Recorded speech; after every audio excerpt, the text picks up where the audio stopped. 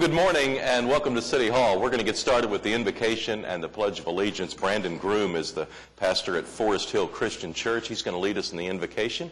Afterwards, I'll ask Councilman Greiner if he'll lead us in the Pledge of Allegiance. But would everyone please stand? Lord, we humbly come into your presence this morning and acknowledge your sovereign rule over all creation. We declare today that your rule is from everlasting to everlasting and spans time, space, systems, and peoples. Nothing and no one is outside of your rule, and indeed today we meet in this room under your watchful care. We also acknowledge that your reign is one of equal justice and grace. Your grace is ever present and abundant, both in creation and in the revelation of your will in our lives. It is by your abundant grace as our Creator, Savior, and Provider that you not only seek the salvation of all people, but to guide our lives to be full, abundant, and free. It is our desire today not only just to be partakers of this grace, or even just bystanders in this cosmic work of yours, but also to be your instruments. May we in this acknowledgement feel your hand guiding our decisions and our activities in this room today. May we seek your wisdom and yield to your call. In this acknowledgement, we indeed surrender to your will. In the name of Jesus and by his power we pray. Amen. Amen. Please join me in the Pledge of Allegiance. I pledge allegiance to the flag of the United States of America and to the republic for which it stands, one nation, under God, indivisible, with liberty and justice for all.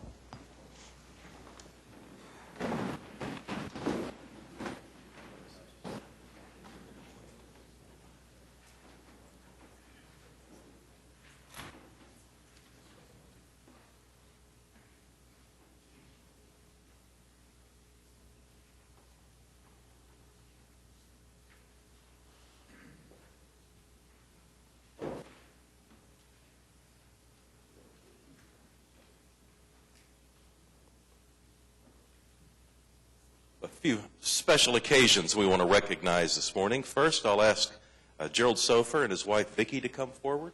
And I know Paul Bronson and Richard Stair are here. Why don't you all come up and stand behind them? What you're witnessing here is something that's fairly unusual. Gerald is celebrating his 45th year of employment with the city of Oklahoma City. How about a round of applause for Gerald?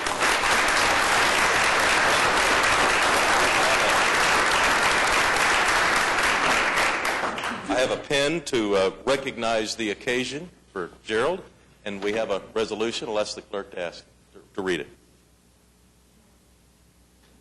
We do not have a resolution for him. It's simply a recognition of his service to the city. Well, you're welcome. And our General Services Department looks over a fleet of how many vehicles? 1,800. And Mr. Soper here is one of the mechanics that tries to keep all of those vehicles on the road and operating. And you worked for the city yourself, didn't you? Police department. Police department. So this is a family that has committed a lot of their life to public service. And here's to 45 more years, all right?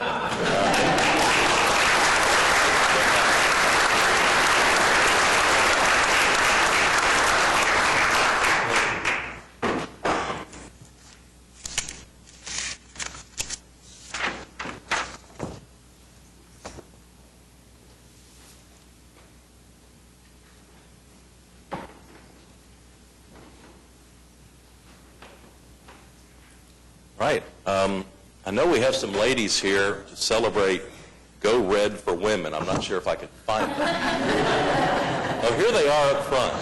Would you guys stand and come up here and we'll face the audience? We have a proclamation. They are doing so much representing the American Heart Association and all the good causes that organization takes on. And we have a proclamation. I'll ask the clerk to read it. Whereas cardiovascular diseases kill 1 in 3 women in the U.S., yet 80% of cardiovascular diseases may be prevented.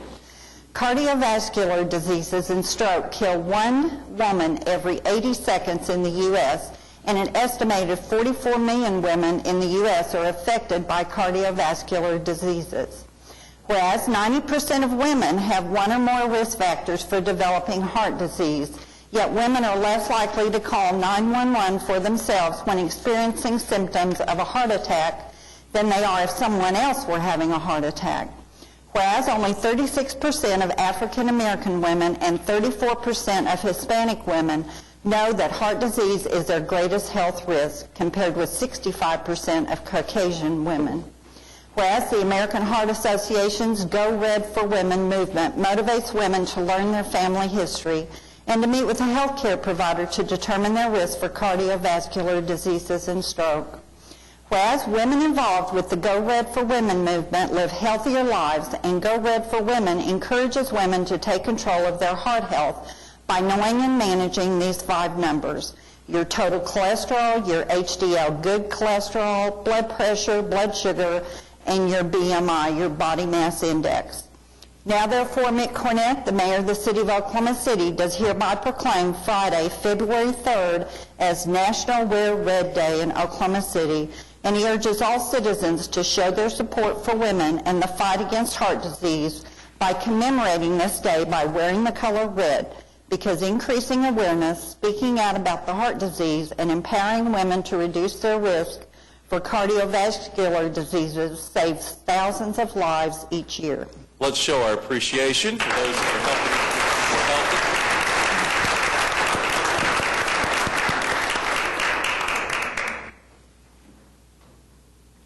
All right, and Shelley Jordan, you want to tell us more about the Heart Day on, it's Friday, yeah, Friday, February 3rd.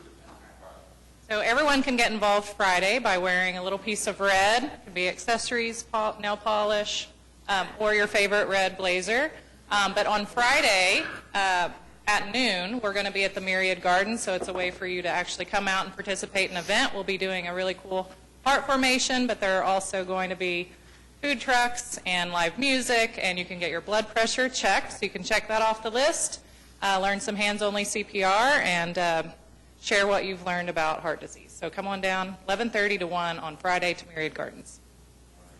Well, we gave out a lot of information, but I'll hone in on one aspect of that, and that is that people should get their blood work done, check their cholesterol levels, their good cholesterol, understand what those numbers mean, and work with their doctors to see if they can improve it if necessary. And, you know, if the woman of the household takes that on, it's amazing how other members of the family eventually are more likely to take on those roles themselves. So it's very important. We're red on Friday, and let's show our appreciation of these ladies.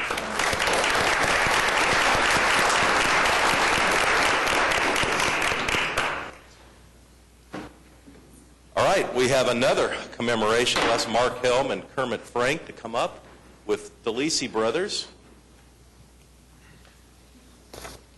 We have all heard the numbers of how hard it is to have a business that lasts. We talk about small businesses and the percentages of how many of them make it through the first year and the second year. And well, today we are honoring DeLisi Brothers on the occasion of their 115th anniversary in business. Now that deserves a round of applause.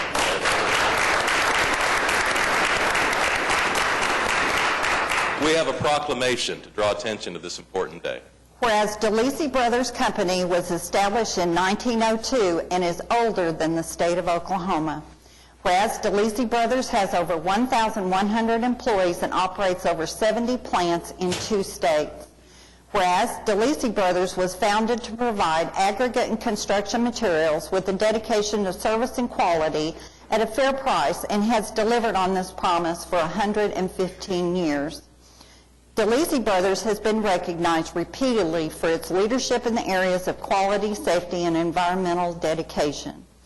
Whereas DeLisi Brothers and its employees believe in the importance of playing an active role in the communities where they work and live. DeLisi Brothers will continue to serve in our community as an exemplary employer and corporate leader for generations to come. And whereas it is fitting to acknowledge this employee-owned company and its dedication to Oklahoma and to recognize the 115th anniversary of its founding.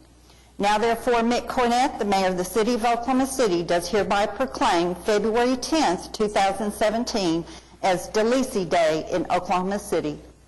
What a cool event, huh? 115 years. Congratulations. Thank you very much, Mayor. I appreciate it. And for all the employees of DeLisi as well, who are owners of our business, we're becoming an employee-owned business. We thank you for that.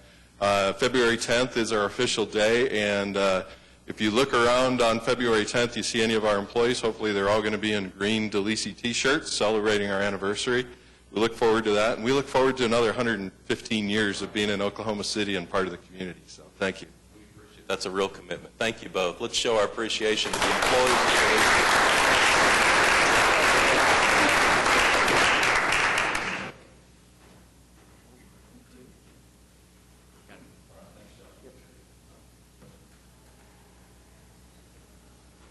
And we have our Teacher of the Month. I'll ask Linda France to come forward. Why don't you bring your principal with you?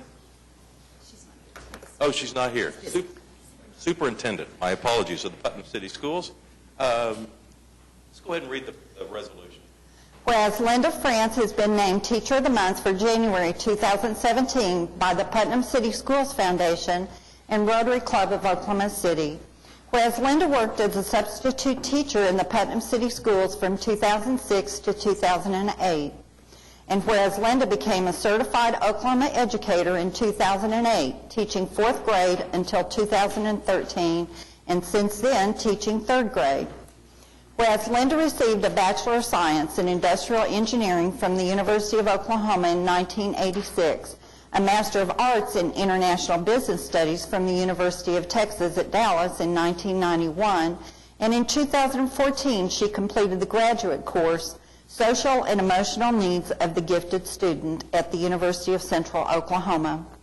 Whereas Linda was previously selected as the 2015-2016 Teacher of the Year at Rollingwood Elementary and was the recipient of the 2015-2016 Excellent Educator Award for Putnam City Schools. She was also a top 5 nominee for District Teacher of the Year. Whereas Linda uses her knowledge and experiences to inspire students at Rollingwood Elementary, implementing programs to spark creativity, including a robotics STEM club in 2015 and a rocketry STEM club in 2016. Whereas Linda was a recipient of the Boeing Scholar Grant to attend the Space Academy for Educators at the U.S. Space and Rocket Center in Alabama, she graduated from the program and received the Commander's Cup Award in July of 2016.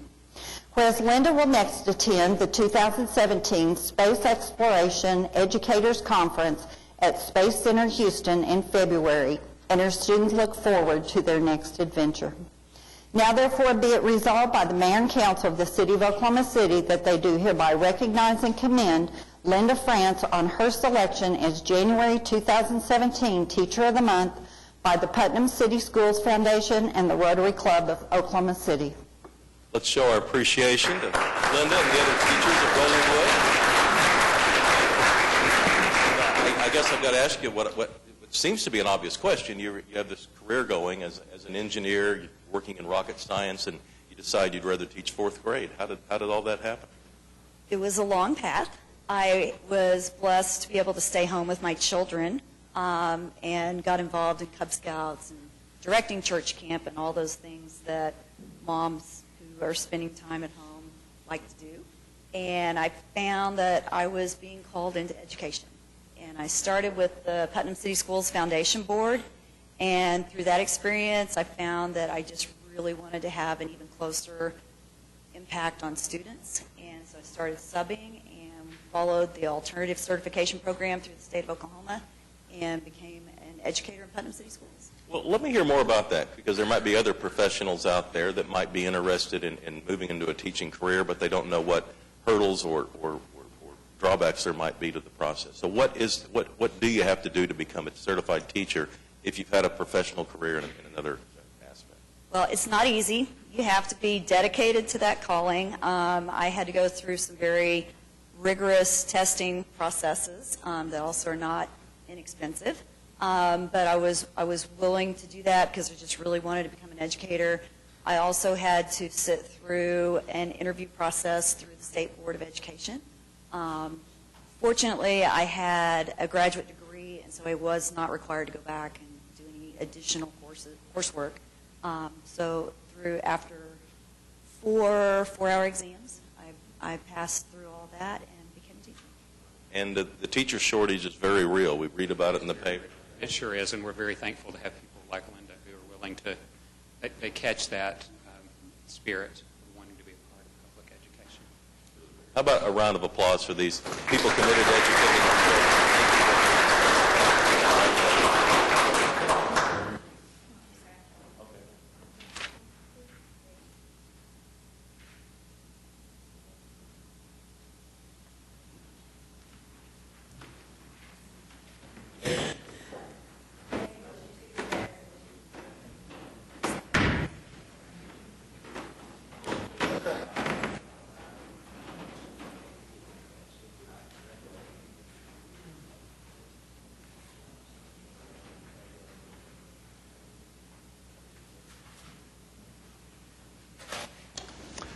I just don't think I have the patience to teach 3rd and 4th grade.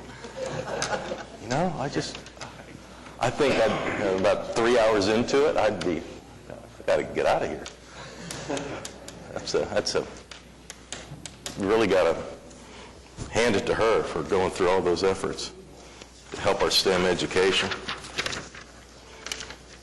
All right, we're on item 3 of the council agenda. Item 3B is appointment to David Greenwell to the COPTA Authority. Cast your votes. It passes unanimously. David, thank you for that. Item 4 is the Journal of Council Proceedings. 4A is to receive the journal for January 17th, and 4B is to approve the journal for January 3rd. All right, comments or questions on the journal? All right, cast your votes. It passes unanimously. Item 5 is request for uncontested continuances. I have none this morning, outside the 2 that are listed on the agenda. Okay. Anybody else? All right, we'll move on to item 6. It's revocable permits. Anyone here representing the Cupid's Undie Run with the Cupid Charities? Come on forward.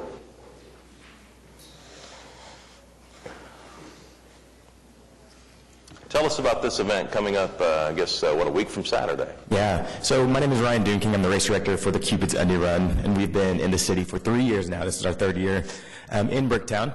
It's a 1.5-ish mile fun run. It's a big party that we have a brief run in the middle.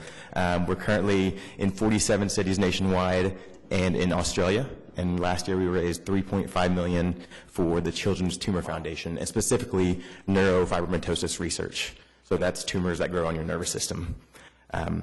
This year we had to change up our route a little bit due to the streetcar maintenance or installation. So we're making a little loop around Bricktown, rolling the dice and running by the police station this year. Okay, and what's the appropriate attire for this? Appropriate is undies. So the past 2 years we've been at the Wormy Dog, and this year we changed the venues to a more dress-appropriate Dollhouse Burlesque Lounge. So that's where we'll be this year. All right, and you will have people showing up and running in their underwear? We did. Last year we had about 250 people. What's crazy is our average age is 35. So we do have people everywhere coming down and hanging out with us. It's a good time. Sounds like it. All right. You guys still ready to go forward? It's in Ward 7. John, you want to make a motion? All right. Is there a second? Cast your votes. All right. We wish you luck. Thank you very much. Thanks very much.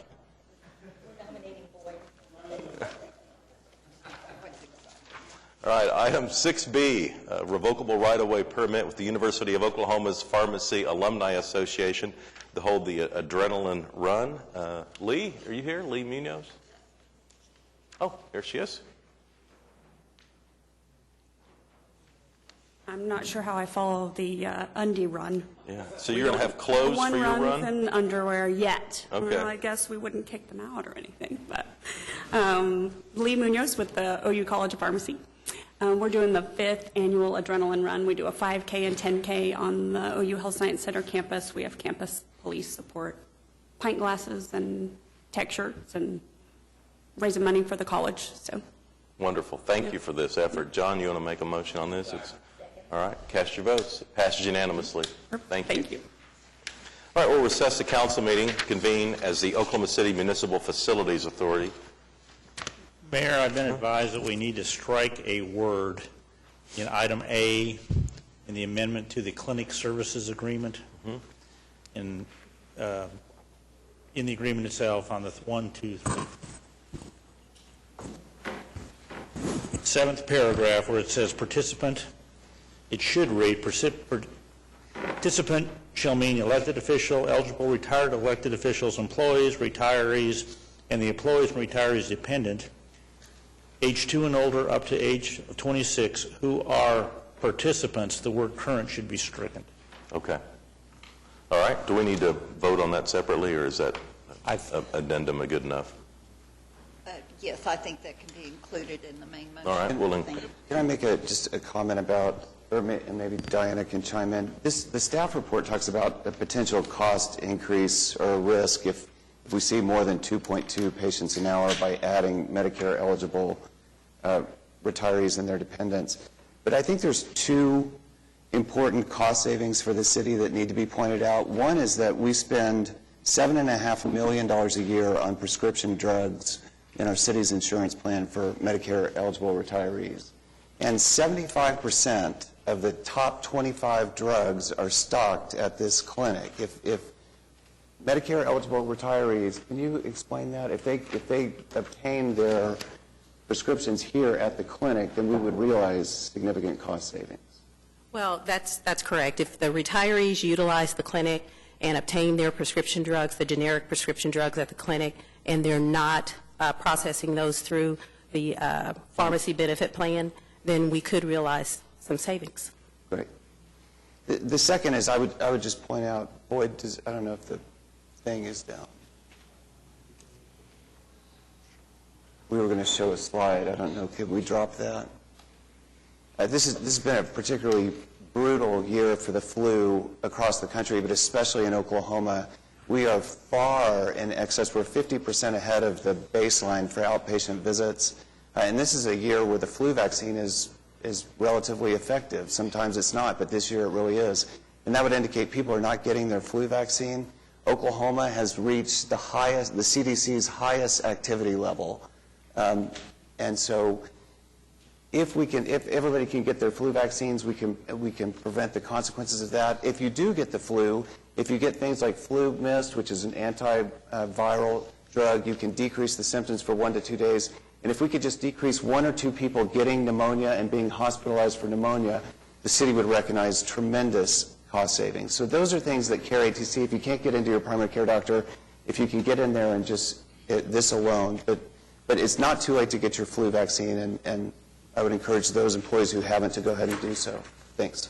Mayor, I'd like to comment on it also. I think it's a positive step forward. You know, we talked about it a couple of years ago or 3 years ago when we opened this program about what it could do for us, and I think it's proving to be effective, and I'm very pleased, especially as someone who is getting ready to go to the other side and be retired, to see that it'll cover people beyond the current body of people that it covers. It's just really a good opportunity, I think. And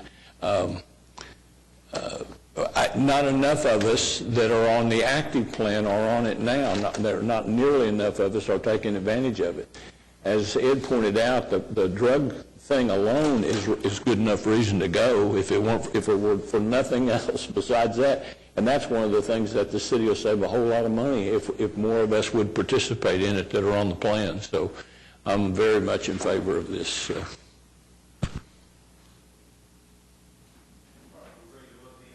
Ready to vote the MFA? Is there a motion? All right, cast your votes. It passes unanimously. We'll adjourn the OCMFA, convene as the Oklahoma City Public Property Authority. 2 items. All right. Comments or questions on the PPA? Cast your votes. It passes unanimously. We'll adjourn the OCPPA, convene as the Oklahoma City Environmental Assistance Trust. 3 items here. All right. Comments or questions on the EAT? All right. Cast your votes. It passes unanimously. We'll adjourn the OCEAT and reconvene the council meeting with the consent docket. All right, we have a motion and a second. Are there any individual considerations? I have a quick question on Q. Question on Q, all right. And Mayor, I wanted to talk about 7R. Chuck Wiggin looks like he's here and maybe going to make a small presentation for us. All right. Mayor, there's also a map that was handed out, a corrected map on item 7U, regarding the annexation with the city of Yukon. It's Okay. just a clarifying map. And the council has the map? Yes. Okay, yeah, I see it there in front of them. All right. All right, Ed, you want to get started with Q? It's for Kenny. This is a revocable pipeline permit for a natural gas pipeline. After the legislature took away our ability to regulate, what exactly are we left? What are we doing here? What can we do in terms of pipeline? What is left after the state legislature has preempted oil and gas regulation? Well, this is just, excuse me, this is just an revocable permit for them to cross the right-of-way. They still need to get permission from us to go across the public right-of-way. That's what this is. But this is not regulatory. This is Right. this is a land transaction Yeah. issue, if you will. Yeah, we're not regulating it. We're just giving them permission to make sure it's consistent with our use of the right-of-way. But anything related to regulation of pipelines is now out of our... If it's an oil and gas pipeline, we couldn't prohibit it or anything. Okay. Yeah. Thank you. It's oil and gas operations. Okay. But Kenny, we still regulate land use. That's what we do. Yes. Some land use. All right.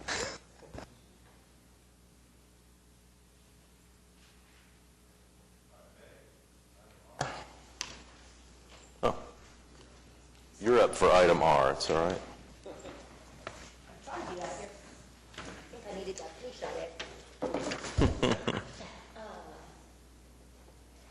So 7R is a wonderful project that Oklahoma City Civic Leader Chuck Wiggin has been working on for a very long time, and I see some of examples of some of what's about to happen. So Chuck, would you mind sharing a little bit about this project? Thank you. Thanks for being here. Morning, Chuck. Good morning, Mayor. We're here to cap a long series of processes of meeting with various boards and commissions to secure approval for the story of the land run that was the foundation for our great city. And this 89er trail will consist of 28 markers to be located in various places downtown, mostly where you can look across the street above a marker. We have two examples here that are life-size, and see what occurred across the street on a certain occasion in that first year of the life of Oklahoma City. And so these will be scattered around downtown. They will be, in many cases, on public right-of-way. In other cases, they will be on private property. But because this is a bit unusual, the city has no formal way of approving this sort of thing. So we have gone through a process with the help of the Planning Commission of meeting with various boards and commissions to describe what we're doing, ask their approval. And today, I'm pleased to say that after appearing before about 8 other boards and commissions and having met with many property owners and other interested downtown stakeholders, we're here to request your approval of revocable permits that will allow each of these markers to appear to tell the story of the land run. I can go on and on about this topic. It's one that I've been working on for quite a long time with the help of Bob Blackburn at the History Center and a committee of editorial advisory committee that has help to validate the history that's told on these markers. But I know you've got a lot of other business on your agenda this morning, so why don't I stop there? And if any of you have questions, I'd be more than happy to answer them. Why don't you explain how this will interact with a person that walks up and sees it? What opportunities are there to learn more, multimedia and all of those things? Absolutely. Well, what you see here on the board is essentially a headline, a few pictures with captions, and a story that encapsulates that particular event in 150 words. So it's still a lot to see and digest for somebody encountering it for the first time. So I expect that a lot of people will come up to these things, look at them, read the caption, see the picture, and move on. But these will be scattered in locations where when you see one, you'll probably be aware of one or two others nearby, and perhaps you'll take the time to walk over and look at those, or maybe come down another time and look further. But each of these has a corresponding page on a website. So if you have the interest and the patience to read the marker, or perhaps your vision isn't that good, so you'd like to hear what the marker says, you can go on to 89ertrail.com and you can hear the message on the marker in audio on your mobile device. You can also see additional pictures that are not on the marker. You can get additional information. There will be questions that have answers provided on the website. I'm thinking if you went to all of them, it might be a half day of Well, we'll find out. Lesson. I'm not sure. But we've had a lot of people say this is really something that teachers will want to use, that they'll want to bring their kids down to, walk the trail and hear the stories. About 2/3 of these markers are in chronological order, but of course the chronology didn't really happen in a nice linear fashion on the ground. So the chronology is kind of mixed up with the different places where specific events occurred. But these events are really fascinating, and the more people learn about them, the more our history comes to life. And I'm very excited that everybody that we've been to with this project has been very enthusiastic about it. Each of the commissions that we've been to has approved it unanimously. And we've had some people who've had suggestions for us for how to improve in various ways, and we've tried to incorporate those in our content, and we're very excited about being close to the point of being able to install them. Well, it's a great project. I know you spent a lot of time and effort and raised money to put this project forward, so thank you on behalf of the city. Yeah, Ed? Did you get any pushback or any reservations? And do any of the markers reflect that for many indigenous peoples, for many others, this is a catastrophe? The Trail of Tears was a form of genocide, and at the end of it, there were certain promises, and this is felt to be a reversal of some of those promises. So for many people, it's not necessarily, it's not a matter for celebration. Is that viewpoint reflected in the historical markers? It's, let me say first of all that there are 28 markers that are intended to tell the history, and they're trying to tell the history as objectively as possible from multiple points of view. And so, for example, there is a marker across from what was the post office in 1889, where a month after the run occurred, there was a meeting with representatives of the Cheyenne and Arapaho tribes who were there to talk about selling their land to enable another land run. Well, that's a very interesting thought. I was totally unaware of this when this project began. There's a lot of background to that story, much of which will be on the 89er Trail website. So, yes, these are things that are very important to bring out, and this is not a simple story. We want this story to be told in all of its complexity.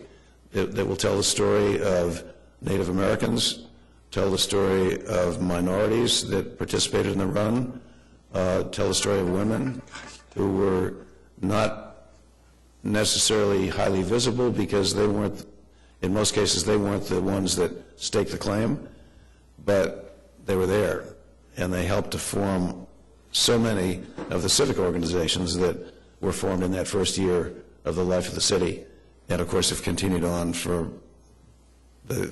throughout the rest of the history of the city. So this is an effort to tell the history as honestly as we can. I mean, the Cheyenne example seems like an example of where indigenous peoples participated to give legitimacy to it. They wanted to sell their land. Are there indications in the markings that there were people that consider this a negative? I mean, that example that you cited seems to indicate that some indigenous peoples participated or took the money. But is that the only example in historical markers? What other viewpoints in terms of indigenous peoples are expressed in the markers? Well, of course, there were treaties that preceded this opening of the unassigned lands, and those treaties are a very complicated story. There have been some terrific historians who've written those stories, and there will be excerpts from some of the books, Angie Debo for one, who have written about the Native American experience and the treaty violations that occurred over a period of many years. And so we're not running from the history. We're trying to tell it as well as we can. It's too complex to digest into 150 words in a marker. So what we're trying to do in the marker is to bring somebody in so that they see something that intrigues them, that they want to know more about. And then if they will go a little further, this 89er Trail website will give them ways to find more information, to learn what happened, and they can form their own opinions from that. Okay. Yes, David? Chuck, thanks for bringing this to our attention. And I'm very confident that with your leadership and Dr. Blackburn's, it'll be a quality exhibit. And as you mentioned, your goal is to reintroduce to some people, and for the first time to others, the history of our state. And this is so unique. No other state was settled in this manner. It's similar to the trail in Boston, the Freedom Trail, and it is a very important attraction to the city of Boston, and I hope this becomes similar. Can you tell me the length of the trail at this point? Well, there will be 28, as I've said, 28 markers, ranging in location from the south end of the new park, which is very close to where the canal that was built in that first year came through what was intended to be an industrial district, and the grist mill that the canal went by was located down there. So that will be the furthest south. There will be markers in Bricktown. There will be markers as far west as the circle out here in front of City Hall, and as far north as 4th Street. Well, that'll give you a pretty good workout if you cover that in total. And Mayor, I remember one of the speakers to one of your events a few years ago, recommended that we always try to focus on the uniqueness of our city whenever we can in any type of development, and I think this goes a long way in helping identify the uniqueness of Oklahoma City and the state of Oklahoma. So again, thank you, Chuck, and thanks to all those, everyone else who assisted you in this effort. You're welcome. Thank you. Yeah. I think this is a great idea. We have too long neglected our history. I mean, certainly we continue to do it from an architectural standpoint, but to put this together is really a great idea, Chuck, and I think it's going to be a really good thing. I have one question about it. Over what period of time does it cover? The first markers tell the story of the boomers. Right. And then there are really two markers that precede the run on April 22nd. Mm-hmm. And then there are a number of markers that tell the story of that first week when people were fighting over claims and finally decided that there was no federal authorization that was going to tell them how to do what they were going to do. They'd have to do it themselves.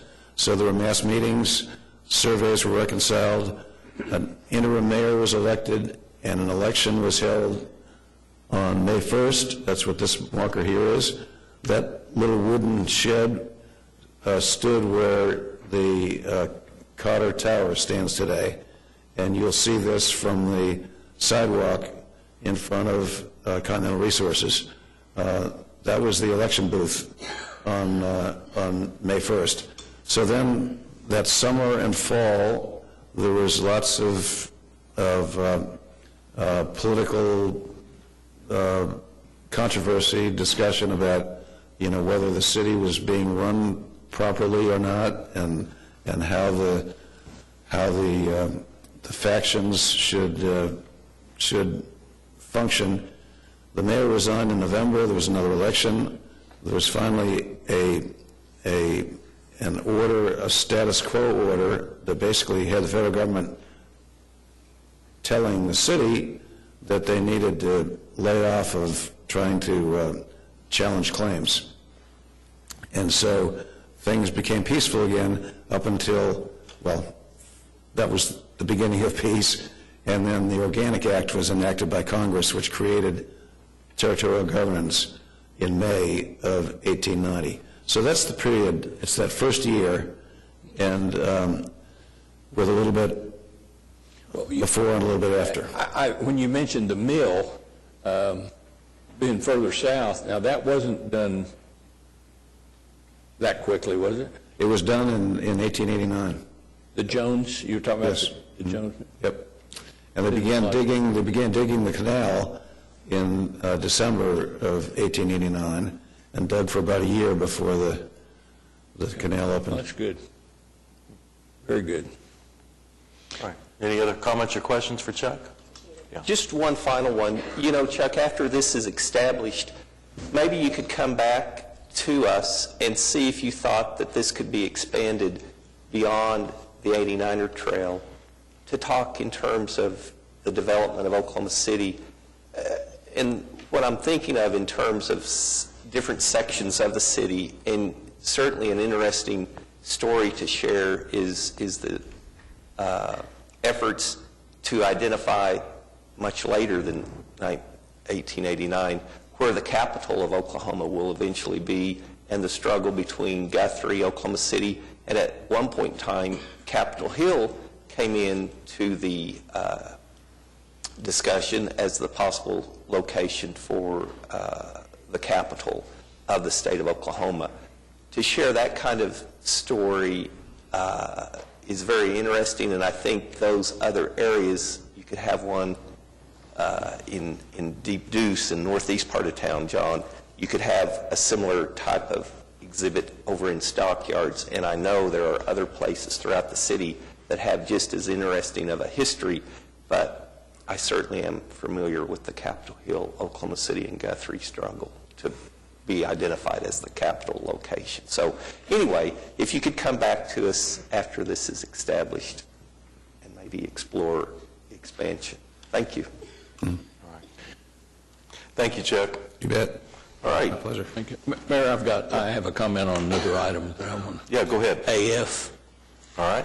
AF is an extension and restatement of the lease agreement between the Water Trust and the First Step facilities around Lake Draper. And I just want to take this opportunity to talk about what a great facility First Step has been. It's been located on city-owned property since about 1987, and thousands of men and women have gone through that program over time, and it has been a very mutually successful program in that it's provided, the city has provided an opportunity for people to get clean and sober, and the facilities have operated our public inebriate alternative for all those years. They've provided manpower that maintains the outside of our water treatment facilities, all the weed eating, and before the goats, the First Step guys were down in that canal trying to keep down the weeds before we decided goats might be a better way to do it. But it's been a real point of satisfaction in my time at City Hall to see that happen, and this is just another example of the degree of cooperation between the city and that facility, and I just wanted to call it to our attention. Thank you. All right. Thanks, Pete. And Mr. Mayor, 7BB. Yeah, which one? 7BB. BB, okay. This is 7BB is a resolution authorizing negotiations of a contract with Langston University. NR is a nonprofit corporation, and this deals with Senior Wellness Center number 3. So I just want to take the opportunity to thank those who served on the interview panel, and also thank Langston University for their willingness to step up to the plate. I know a couple of years ago people questioned whether or not we will have someone to be it on the Senior Wellness Center for Northeast Oklahoma City. We did have somebody entity to be it, and it was Langston University. So hopefully the negotiations will go pretty good. I think this is the step in the right direction. All right. Appreciate that, John. Thank you. All right. Ready to vote the consent docket? Yeah. Can we vote R separately, please? Sure. So the original motion, I'll have that exclude R. So we'll be voting for the docket except for R. Cast your votes. Passed unanimously. Is there a motion on item R? All right. We have a motion and a second. We're voting on item R of the consent docket, and it passes 8-1. All right, we're on to the concurrence docket. All right. Is there any comments on the concurrence docket? All right, cast your votes. It passes unanimously. Moves us on to item 9. These are items that require a separate vote. Item 9A has been deferred until February 28th. Item 9B is up for final hearing today. This will get us in compliance with state law concerning our 911 emergency number service. Is there a motion here? Move the item. Anybody here to discuss item 9B? All right, cast your votes. It passes unanimously. Item 9C has been deferred until February 14th. Item 9D begins a series of items that come to us from the Parking Commission. The first is a parking issue in Ward 4. Pete, you okay with this? All right. Is there a second? All right, we have a second on item 9D1. Cast your votes. It passes unanimously. Item 9D2 is a parking issue in Ward 6. This has to do with removing some no parking signs on Linwood Boulevard. There are a series of these, Mayor. I did my very best to understand the memo. I'm not sure I can completely understand it. It was a little bit confusing. We're removing no parking, and we're removing 2-hour time-limited parking. I think we're going to end up with 2 lanes of traffic and 1 lane of parking. But we determined there wasn't quite enough room to do a bike lane. And I think that's the way I understand it. And so given the physical constraints and our inability to do that, I would move approval of item 2. All right. We have a motion and a second on item 9D2. Cast your votes. It passes unanimously. And 9D3, Meg? Same thing. Eric, is that a correct analysis of this? That we tried to do on-street parking and 2 lanes north and 2 lanes south, and there's not enough room to add a bike lane? That's correct. And we're still exploring opportunities to put some marked bike lane in there. It's probably going to be a version of a shared lane with maybe some additional green paint that we're now experimenting with downtown. But there is a lot of historical no parking signs there, and this clears all of this up. So the 4 items that are on the agenda today clear up the no parking issues and removes all of that for that stretch of Linwood. Great, thank you. Move approval of item 3. All right. There's a second. We're now voting on item 9D3. Cast your votes. It passes unanimously. And item 9D4, Meg? Cast your votes. It passes unanimously. Item 9D5 is also a parking issue on Linwood. Cast your votes. It passes unanimously.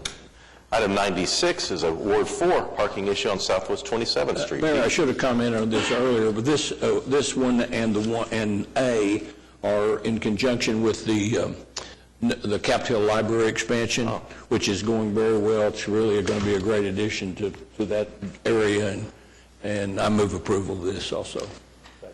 All right, we have a motion and a second on item 9D6. Cast your votes. Passed unanimously.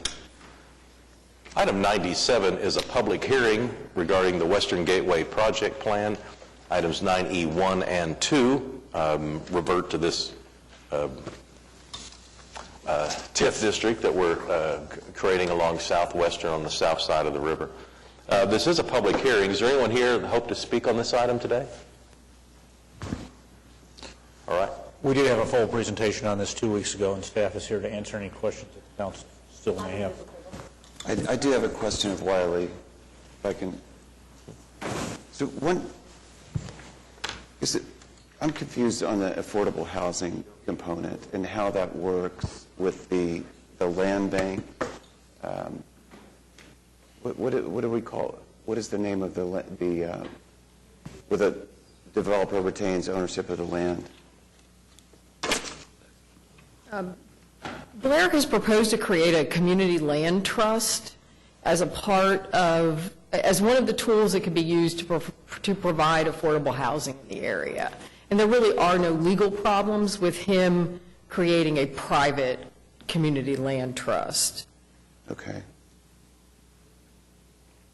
Okay. It's just one of the tools that he's proposed to use to provide affordable housing in the area. And there's others that that we're in discussions with him about and that he's considering. But there would be legal issues if the city tried to do it. Yeah, I think the legal issues come on whether or not the city or some public entity tried to do it, just because of what we might be allowed or not be allowed to do in the state statutes. It's really a legal question, but that's always been my understanding. Okay. Can I confirm that the floor for the affordable housing is $35,000 a year income, or I spoke with a school board member this last few days, and they heard a presentation where they thought it was like $54,000. It depends on household size and what level of affordability you're trying to achieve. So it's a matrix, and for 80% of average median income for a family of 4 is probably around $54,000. But for an individual, that may only be $35,000. So it depends on what you're looking at. And I without having been a part of the conversation or knowing more information, I really can't answer that. I do know that Blair has talked about providing affordability at 70% of AMI, that 20% of the units within the development would be at 70 to 80%, well, 100% of AMI to 70% of AMI. Let's put it that way. Kathy, I think Ashley Terry's here representing the developer, and she may have some details. That 70% AMI is our goal to hit, and for the Oklahoma City Metropolitan AMI, that's $35,000. Okay. For an individual. Yes. But so Wiley, this is not something that we could do as a city with the same strategy, or there would be legal barriers? I don't really know the answer to that question because I haven't been asked to research it. Okay. But it would be different than a private developer because we have constitutional restrictions that would not apply to a private developer. Okay. Thank you. we have a motion on item 9D2? Did you make the motion? Do we have a second? Second. All right, cast your votes. Passed unanimously.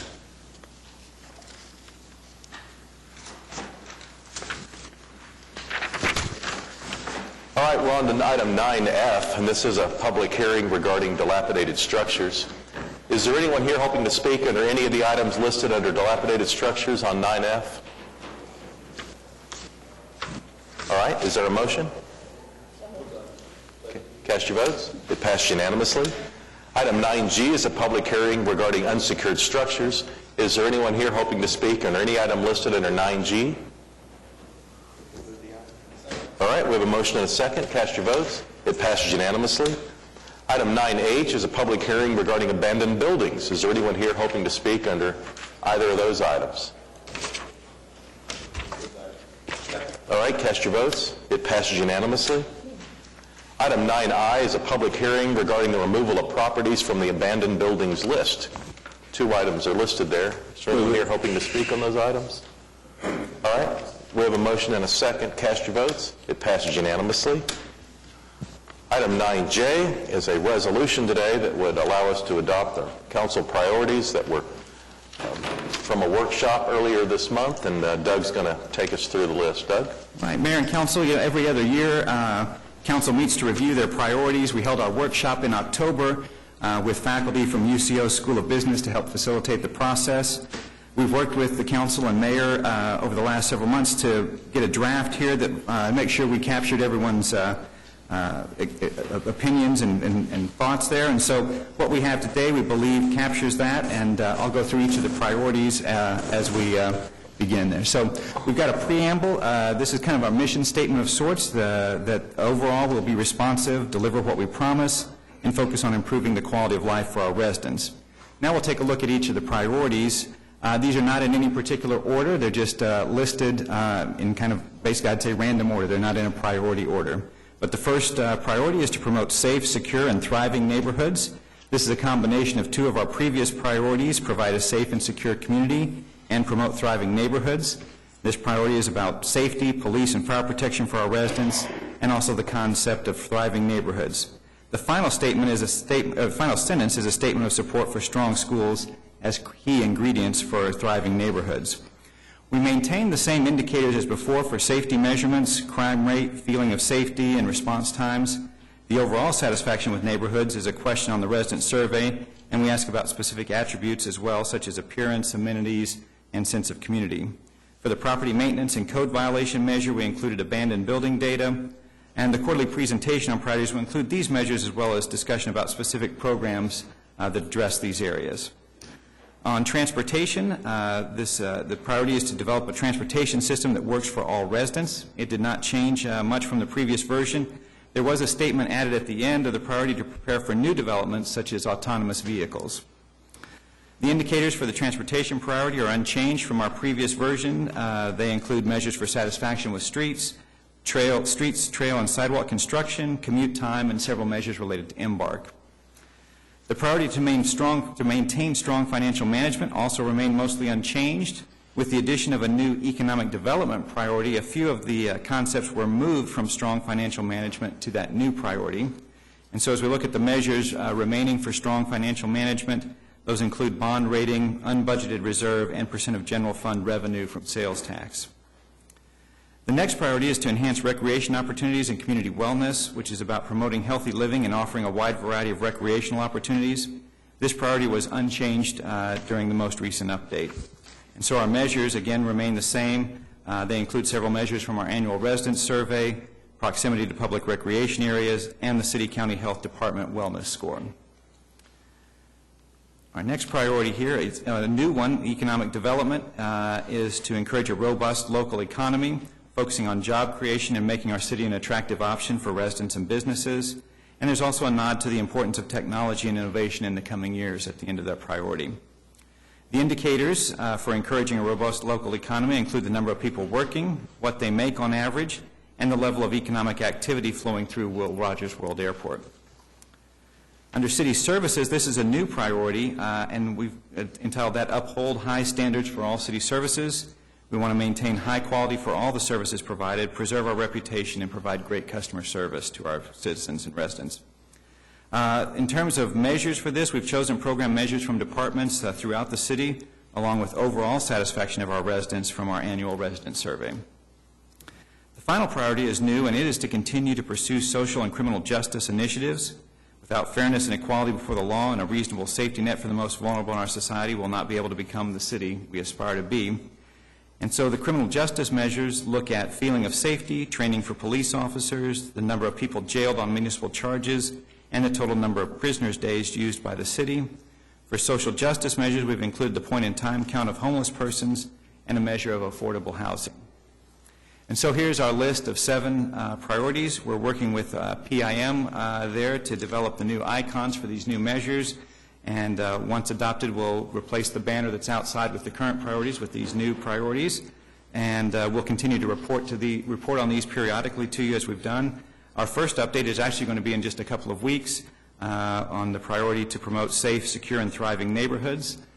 Police, fire, neighborhoods, or development services and planning will be here to present on that. So I'd be happy to take any questions or answer any questions you may have. All right, questions for Doug? Yeah. I don't have a question because this is not something that he generated, but I'm personally disappointed that we don't have public education as a separate priority. He and I have had a conversation about it, and I think that caused the last sentence to be put in that first paragraph. I still believe that if we're not able to revive the public education system in the core of the city, most of these others are never going to happen. I just think it's so vital to the real revitalization of the city as a whole that I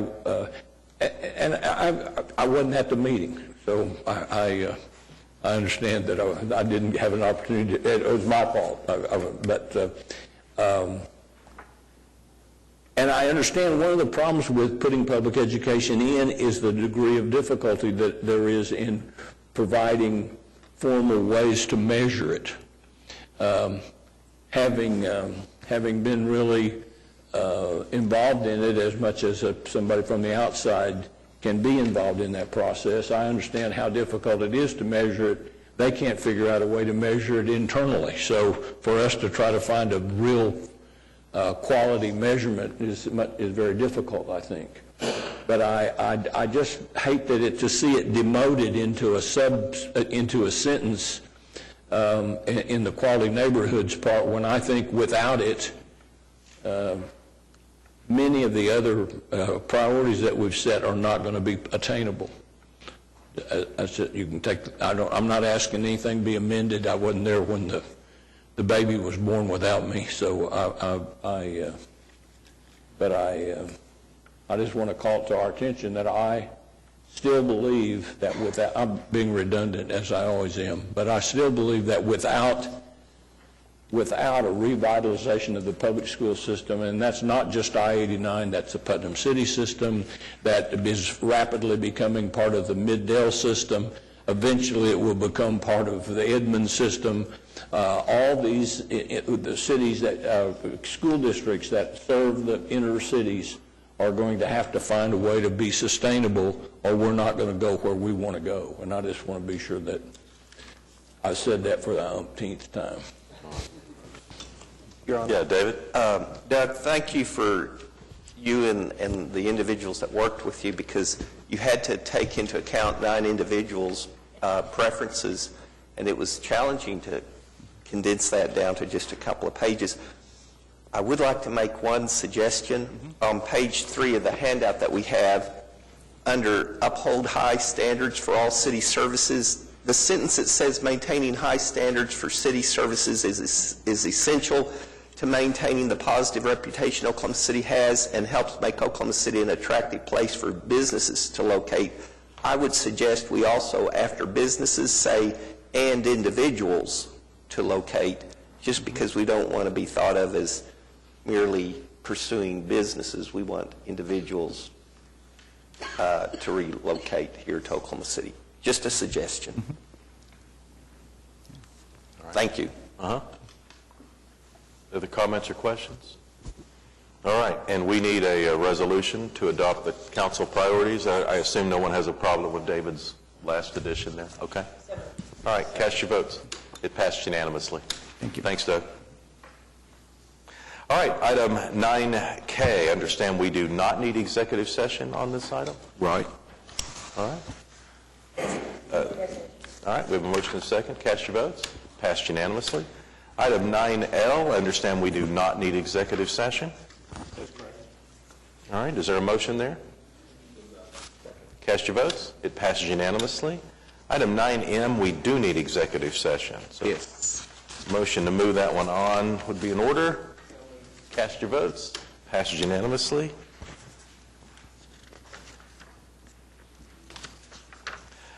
Item 9N, I understand we do need executive session. Yes. Is there a motion to move that one in executive session? All right, cast your votes. Passed unanimously. That item moves to executive session.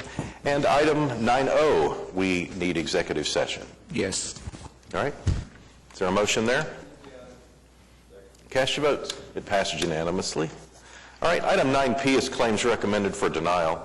Is there anyone here hoping to speak under any item listed under 9P? All right, how about a motion to deny the claims? We have a motion and a second. Cast your votes. It passes unanimously. Item 10A is claims recommended for approval. Is there anyone here hoping to speak under any of the items listed under claims recommended for approval? All right, how about a motion? All right, cast your votes. We'll pay the claims. Item 11 is items from council. The first would pay expenses for Larry McAtee and Councilman Pettis to attend the National League of Cities meeting on March 11th through the 15th.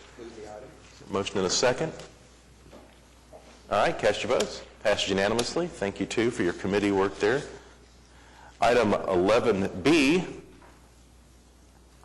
is a resolution that encourages owners, managers, and supervisors of multi-unit housing located within the corporate limits of Oklahoma City to provide prospective tenants with written disclosure of smoking policies and to provide all tenants the option of residing in a smoke-free building. And Councilman White, I know you've been pushing this concept for years, and this is just one more way to communicate the dangers.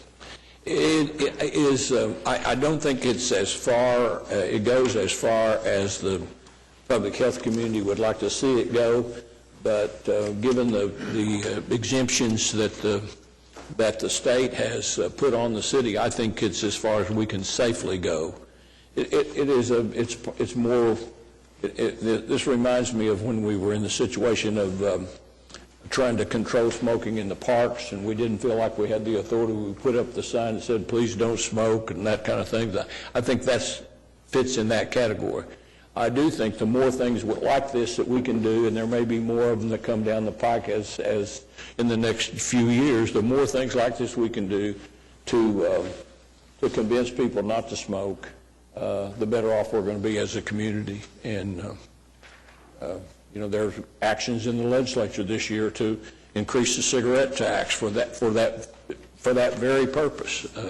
And I just there are a number of people here that could speak to it if the council has questions on it. But mainly it's an informational thing that we will go as far as we can in trying to see that this information is available to anybody that wants to rent multifamily housing in Oklahoma City. I want to thank all the people from the public health sector that have helped me put this together, because if you've got another one, you're going to have to hurry, because I only got about 3 more meetings. So. Hey, Pete, I've got a question. If it's a smaller facility, let's say a multifamily that has like 8 or 10 units and just has one structure, one building,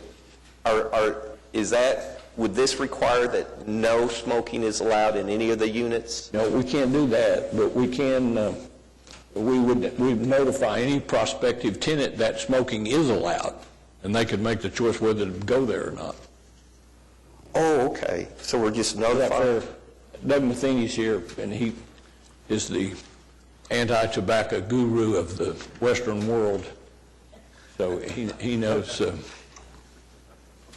Doug, can I ask you, on February 3rd, this Friday, is my understanding, is when the federal goes into effect? Is it on public housing?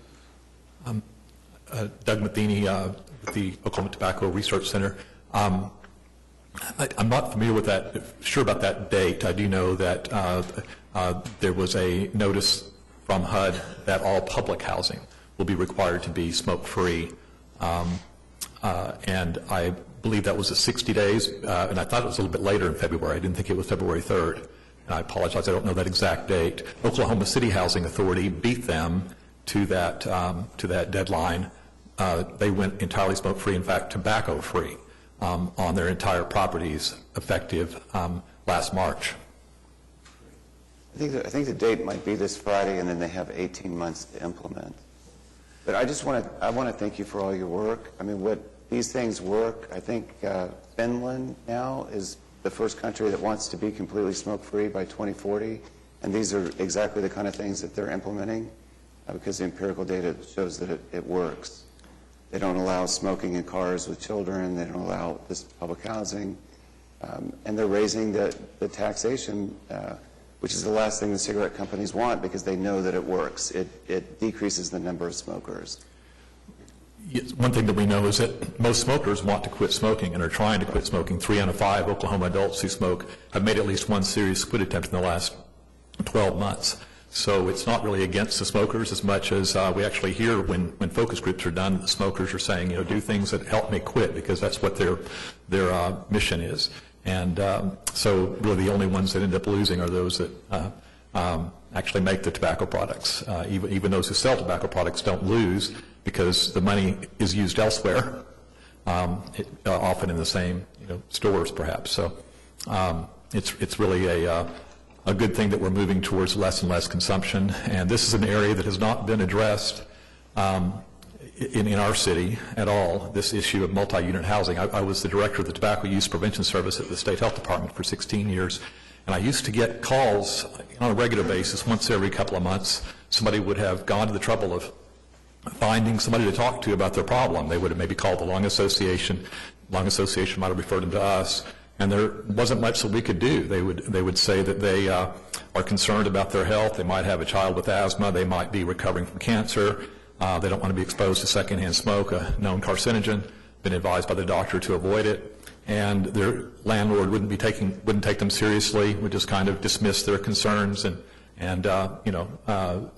that's still unfortunately the case in a lot of multi-unit housing settings where most of the private sector multi-unit housing does not offer the smoke-free option. So this is just a resolution, not a requirement by any means, but this recommends that they consider this issue seriously. Is the consumption of cigarettes declining here in Oklahoma? It is. We're down from, we were just looking the other day at some data from 2004 where we were right around 360 million packs sold per year in Oklahoma. We're down now to about 239, so we're down by a third. That's great. Well, thank you. About 10% of all Oklahomans live in multi-unit housing. That number is probably higher for Oklahoma City. I'm not sure what that proportion would be, but it's a good number of people. And so this is a good move you all are making today if you consider this favorably. Thank you. All right. We have some people that have signed up to speak. I think we're probably headed to pass this, but if you'd like the opportunity to come talk about it, you're free to come up. Cassidy, Lauren, and Anna are the 3 that have signed up. While she's coming up, I'd like to make another comment. One of the things, I'm very vocal in my criticism of state government, but one of the things that has happened over the years that puts Oklahoma far out ahead of everybody is what Attorney General Edmondson did when he was the AG and the Tobacco Trust Fund was funded. It's my understanding that all the money that we received from that trust fund went into the trust, and we've never touched the principle of it. It still continues to produce revenue to fight tobacco usage, and actually it's expanded it to being used for all kinds of public health things. And it was a brilliant move on his part because we're seeing it utilized for the very purpose it was designed for, and that's to reduce the number of people that smoke in this state. And it's working, as Doug said. One thing I'd like to say, in 1981, Professor Mac Reynolds at the University of Oklahoma College of Law asked me to do a research project for him. and that was banning smoking in public places. And in 1981, there were 4 cases worldwide on banning smoking in public places. At the time when I did this research, I thought, who will ever read this article? And it is quoted worldwide, it is read extensively, and the reason I bring that up is the progress that we have made, and I hope that we will continue to make in this area. So I'm very encouraged by your resolution, Pete. Oh. Yes? Good morning, We need Council. your name and address for the record. My name is Lauren Larson, and I work at Oklahoma City County Health Department on the TSET Healthy Living Program. Thank you, Pete White, for pointing out the great things that TSET is doing for our state. We're really making a big difference in tobacco use prevention and obesity prevention and cancer research. The earnings off of that endowment trust are really improving the health of Oklahomans and will for years to come. So I just want to speak briefly on what I do at the health department and why I think it's important. I work on assisting multi-unit housing complexes with enacting smoke-free policies, lease addendums. I help them write the language, I help them get the signage, I come and educate residents on the Oklahoma Tobacco Helpline if they are choosing to take the opportunity to go smoke-free when their apartment complex is going smoke-free. I'd like to point out that this resolution will help increase awareness among property managers who may not know that this is a choice that they can make for their property. We know that it is legal. Smoking is not a protected class by any state or federal law, so it is legal to enact a smoke-free policy on your property, and it is enforceable. A smoke-free policy is enforced the same way that any other lease addendum would be. It's important to note that going smoke-free is a good business decision for apartment complexes. It saves them money on turnover costs. Thousands of dollars are saved on a unit that has not been smoked in. They don't have to replace the blinds, the carpet, repaint. And I'd also like to point out that Oklahoma adults want this change. A 2015 State Department of Health survey showed that 81.7% of Oklahoma adults support the idea that apartment complexes and condominiums should provide the 100% smoke-free option. And that also includes 2 out of 3 smokers who agree with that. But I think the most important issue here is that this resolution, if passed, will promote health among people, our fellow citizens living in apartment complexes across the city, for those apartment complexes who choose to go smoke-free now that they know that it is an option. We know that secondhand smoke travels from unit to unit through pipes, fixtures, outlets. You can smell your neighbor cooking, you can smell them smoking, and I do believe that this resolution will help reduce the amount of secondhand smoke that individuals living in apartments will breathe from their neighbors. So thank you. All right, thank you. Anybody else? Okay. Good morning. Good morning. My name is Anna, and I'll be telling you a success story that we had with an apartment complex called Gardens at Reading. With the assistance of health department, we adopted a smoke-free policy in the apartment complex. We purchased the property in 2016 July, and we came across with the problem that the apartments we purchased were all smelling like cigarettes, and we started getting complaints from the tenants that they're just smoking tobacco drifting from neighboring units. We got sick and tired of replacing carpets, painting and washing walls, and we realized that turnover cost is really very expensive. We decided to contact the local health department to get some assistance in implementing non-smoking policy in apartment complexes. We went through some steps of changes, informing the tenants about the change in the complex, organized a dinner meeting with tenants to inform and encourage tenants to stop smoking. Efforts were made to ensure residents who do smoke have access to smoking cessation resources should they choose to take opportunity to quit. It was very important to us to make sure tenants understand that the policy does not mean that someone who smokes can't live in the property, but it simply requires that all tenants follow the policy while they are on the property. Health department assisted in making changes to leases, renewal documents after tenants were informed about the change. Property also got some calls and smoke-free signs all over the property. Meeting with tenants now make me realize how important step we made and by implementing a non-smoking policy. Tenants realize that they live in a healthier environment, safer from fires with less damage to their health. Also, a non-smoking policy was added to the amenities of the apartment complex. I'm happy to say that after implementing the policy, we started noticing changes in the apartments coming vacant We also have 5 success stories from our residents quitting smoking out of 157-unit apartment complex. I sincerely hope that all residents, even those who smoke, will continue to enjoy living in the buildings. I embrace this small change as an opportunity to ensure that the building is a healthier and cleaner place for all the residents and guests. Going smoke-free in multi-housing community is one of the best moves you can make for your tenants and your bottom line. I'd like to thank State Department of Health for helping us implementing this project and making it healthier. Thank you. Thank you very much. Looks like we have one more.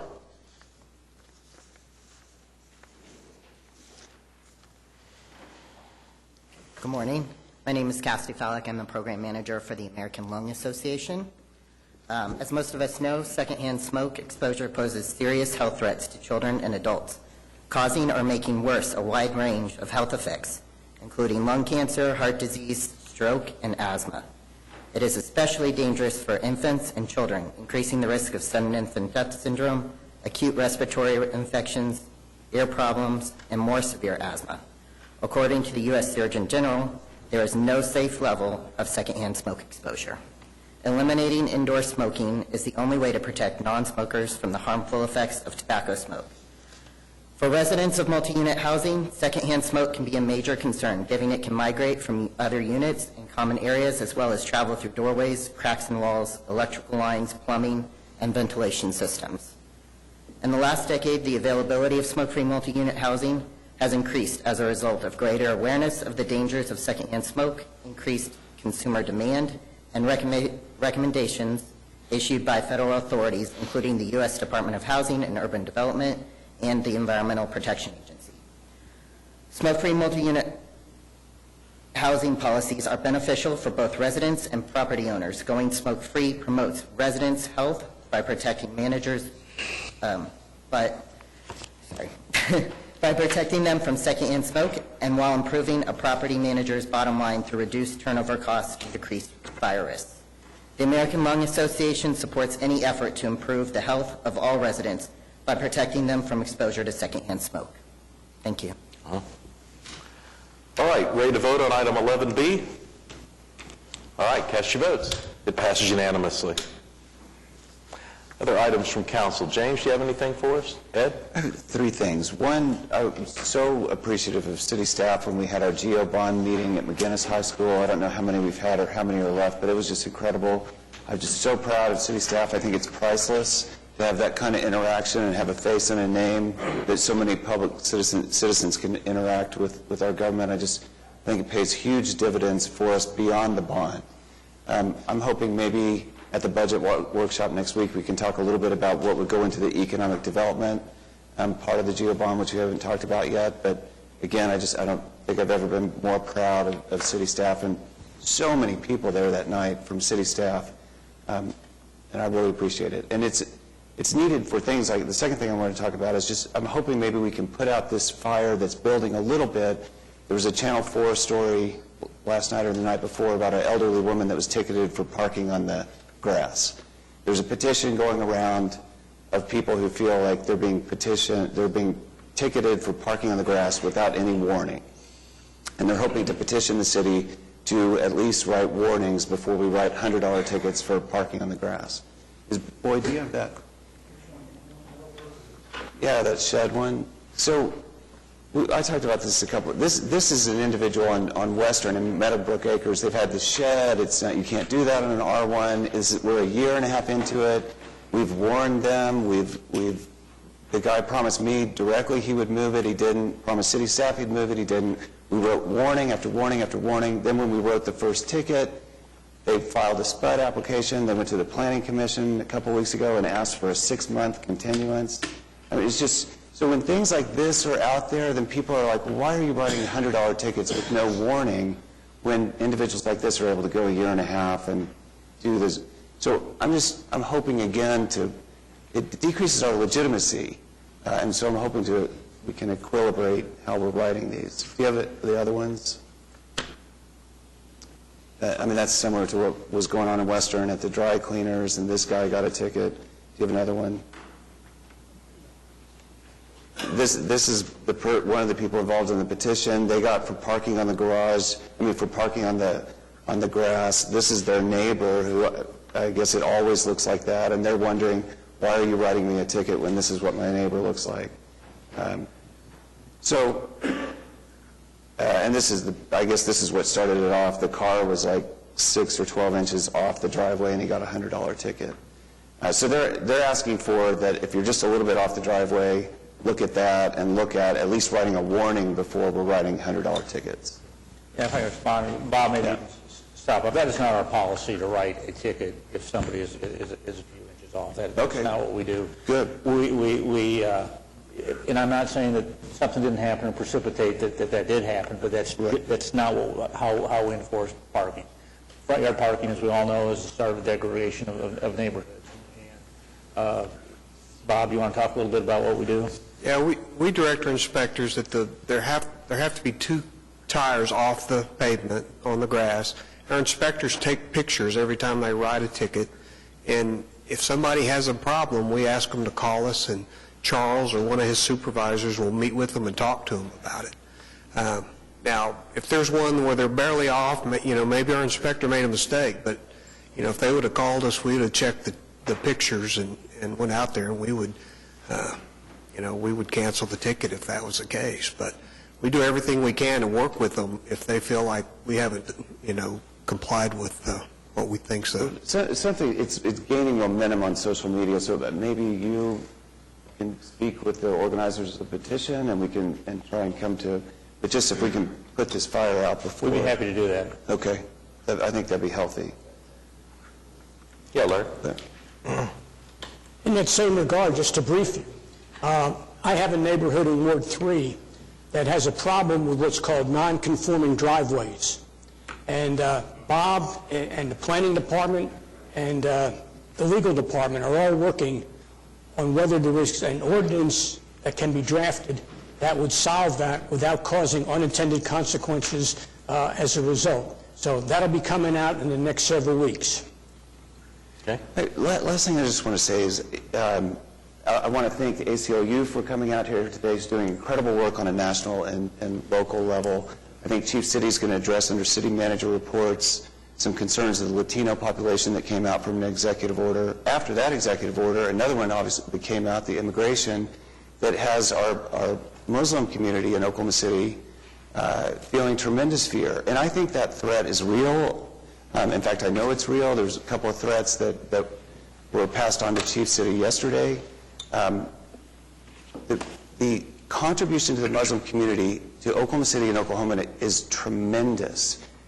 In all aspects, our largest home builder is from Iran. Our medical community is so many from these 7 countries. Like 1 out of every 3 emergency room physicians in Oklahoma is Muslim. Not necessarily from these 7, but Muslim. If you, like 12% of all doctors in the state of Oklahoma are Muslim. We can't underemphasize how much of a contribution they're making. I was talking to a patient yesterday who's from the VA, and we need his primary care provider to help us order some tests. But now we're going to have a problem because he told her, this is an elderly man, he told her, I don't want anything to do with you because I'm afraid you could blow up the building. And if you didn't, people from your family could come from abroad and blow up the building. And if you talk to him this 20 minutes, there's nothing else that would give you an indication of this level of delusion. But I'm thinking as I'm listening to him, if he believes this delusion, that a Muslim doctor might blow up the VA hospital, how far of a stretch is it that he would then potentially harm her to prevent that? And as we saw a mosque go up in flames in Texas on Friday night, and then we saw a gunman go into a mosque in Quebec over the weekend, and then we saw 2 real threats to the Muslim community yesterday that were passed along to Chief City. We need statements from the governor's offices, mayor's offices, city councils, everybody explaining how vital this community is to us. A rally and support, I think, would be very healthy. We've got to fight against some of the things that go on social media. There's like 12 verses from the Quran that everybody cuts and pastes that are supposed to show the violence and blah, blah, blah. And we've got to realize that all of the monotheistic religions have lots of violence in all their holy books, and not everybody takes those literally. All of them, Christians included. And so we've just got to let that, not take that literally, and praise our Muslim community and protect them. I'm very grateful for all the work, again, ACLU is doing, and I hope that Chief City, and maybe they can address that a little bit later. Thanks. Ed reminded me of something that's going on in Ward 1. Our GeoBond meeting is actually February 6th at Council Grove Elementary on Melrose and Council. It's from 5 to 8, it's come and go. And it'll be like all the other ones, so I just wanted to mention that. All right, that's Monday night. All right. Larry, anything else? Yes, thank you, Your Honor. The Ward 3 day for the GO bonds is this coming Thursday. And again, to reiterate, 5 to 8, come and go. Please come and listen to the discussion, participate in the discussion, so that you can have a role in formulating the general obligation bond package, which is scheduled to come before you and I sometime in September. So that's this Thursday night at Windsor Hills Elementary School. And then last night, the Meridian Hills Neighborhood Association held a meeting. My wife and I were blessed to go there, and two of the staffers from the Windsor Area Business Group, Annie and Barbie, were there. They gave a report to the neighbors on what they were doing, the events that they had planned, how the streetscape was going, and the neighbors were 100% in favor of it and excited. And that's what we need to do to revitalize these neighborhoods, is to get the businesses and the neighbors excited about it so they join in rather than just have a couple of leaders trying to toot the horn. Thank you, Your Honor. All right. Pete?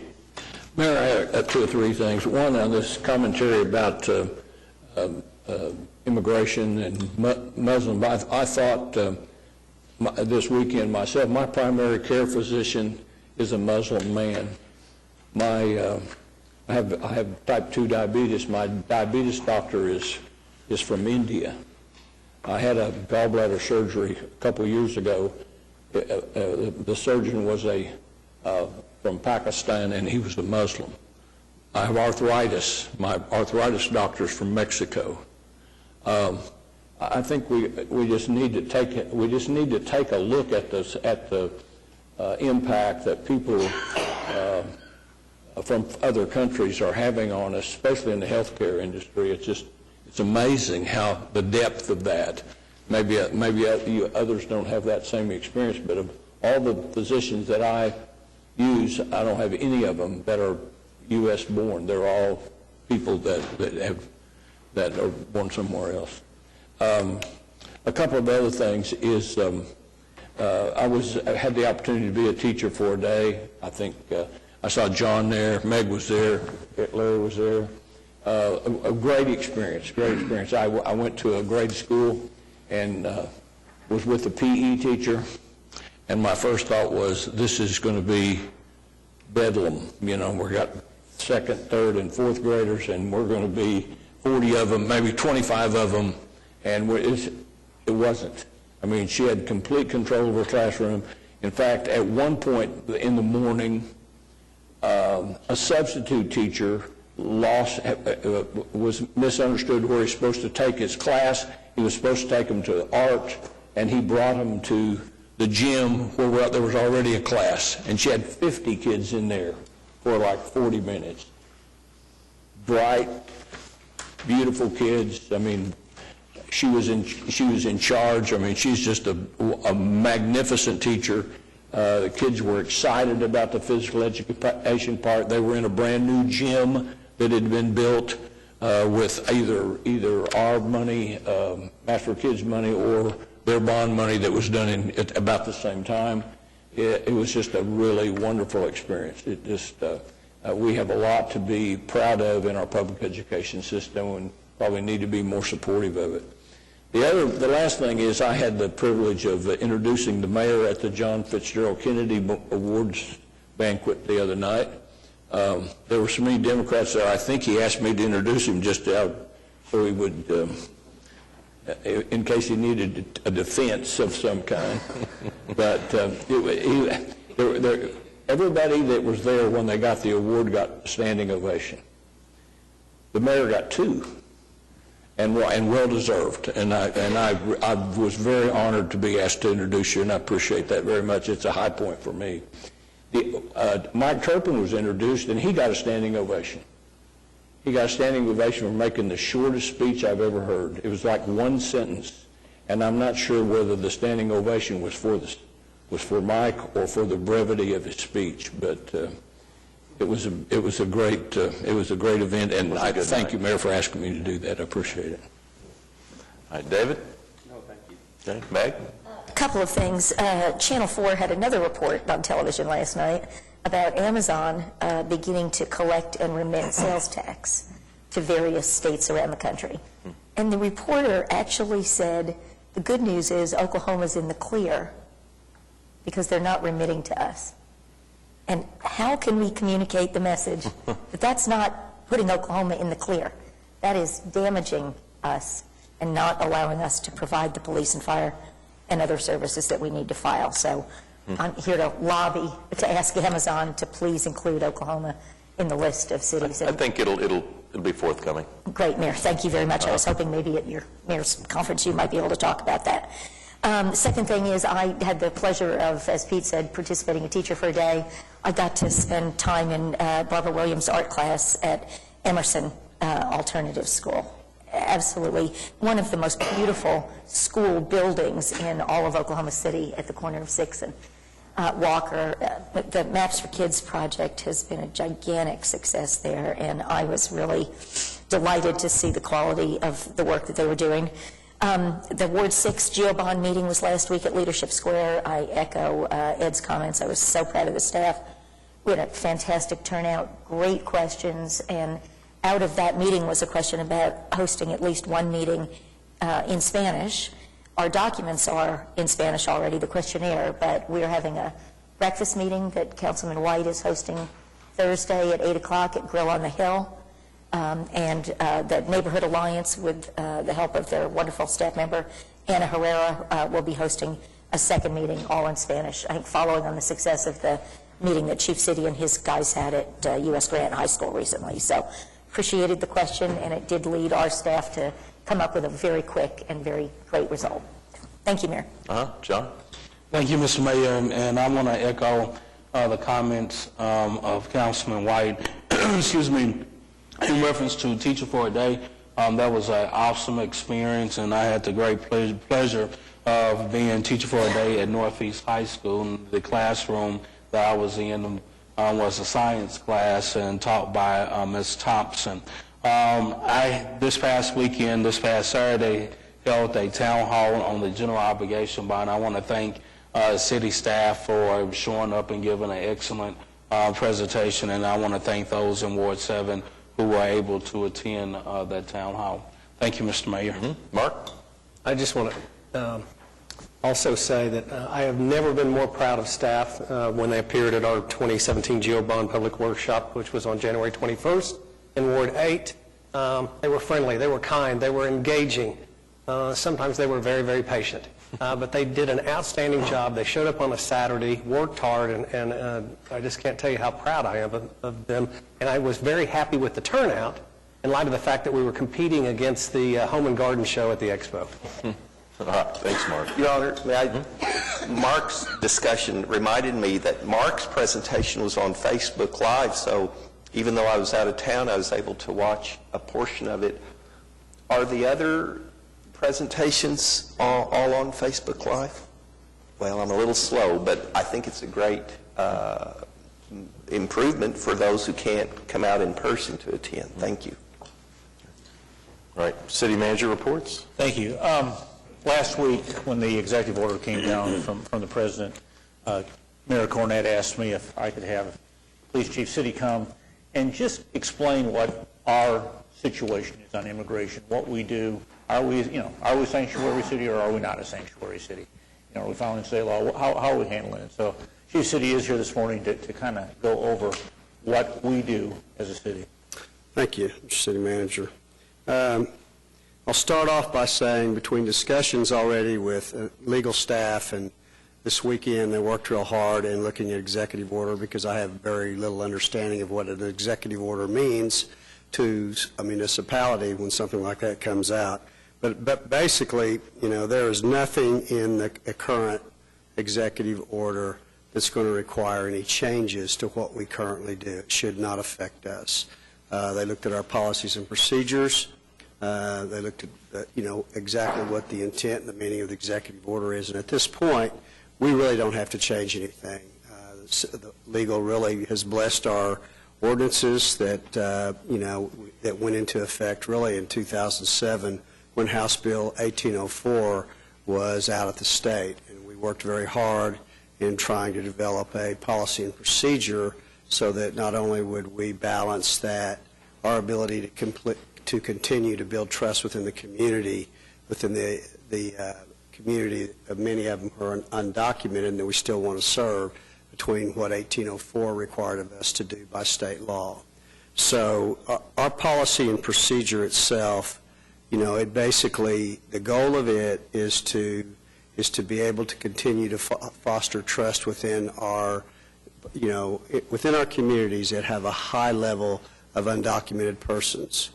And so the policy really restricts our officers from not investigating immigrations. We really don't have the authority, we don't have the training, we don't have the expertise, we don't have the manpower to do those types of things.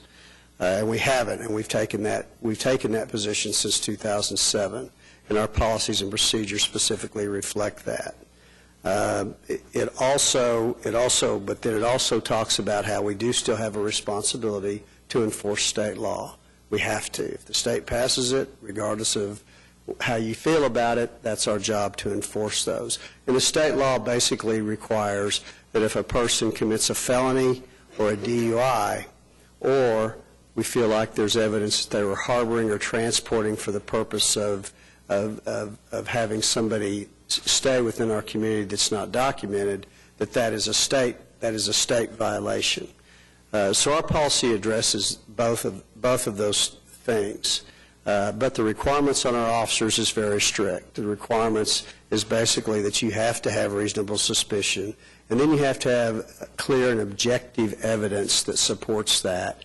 And then if you have that, we don't investigate that. We call immigrations because we really don't have the expertise. They're very complicated immigration issues, different types of a different type of status. There's so many different types of status with persons, immigrants in this country, that it's very complicated.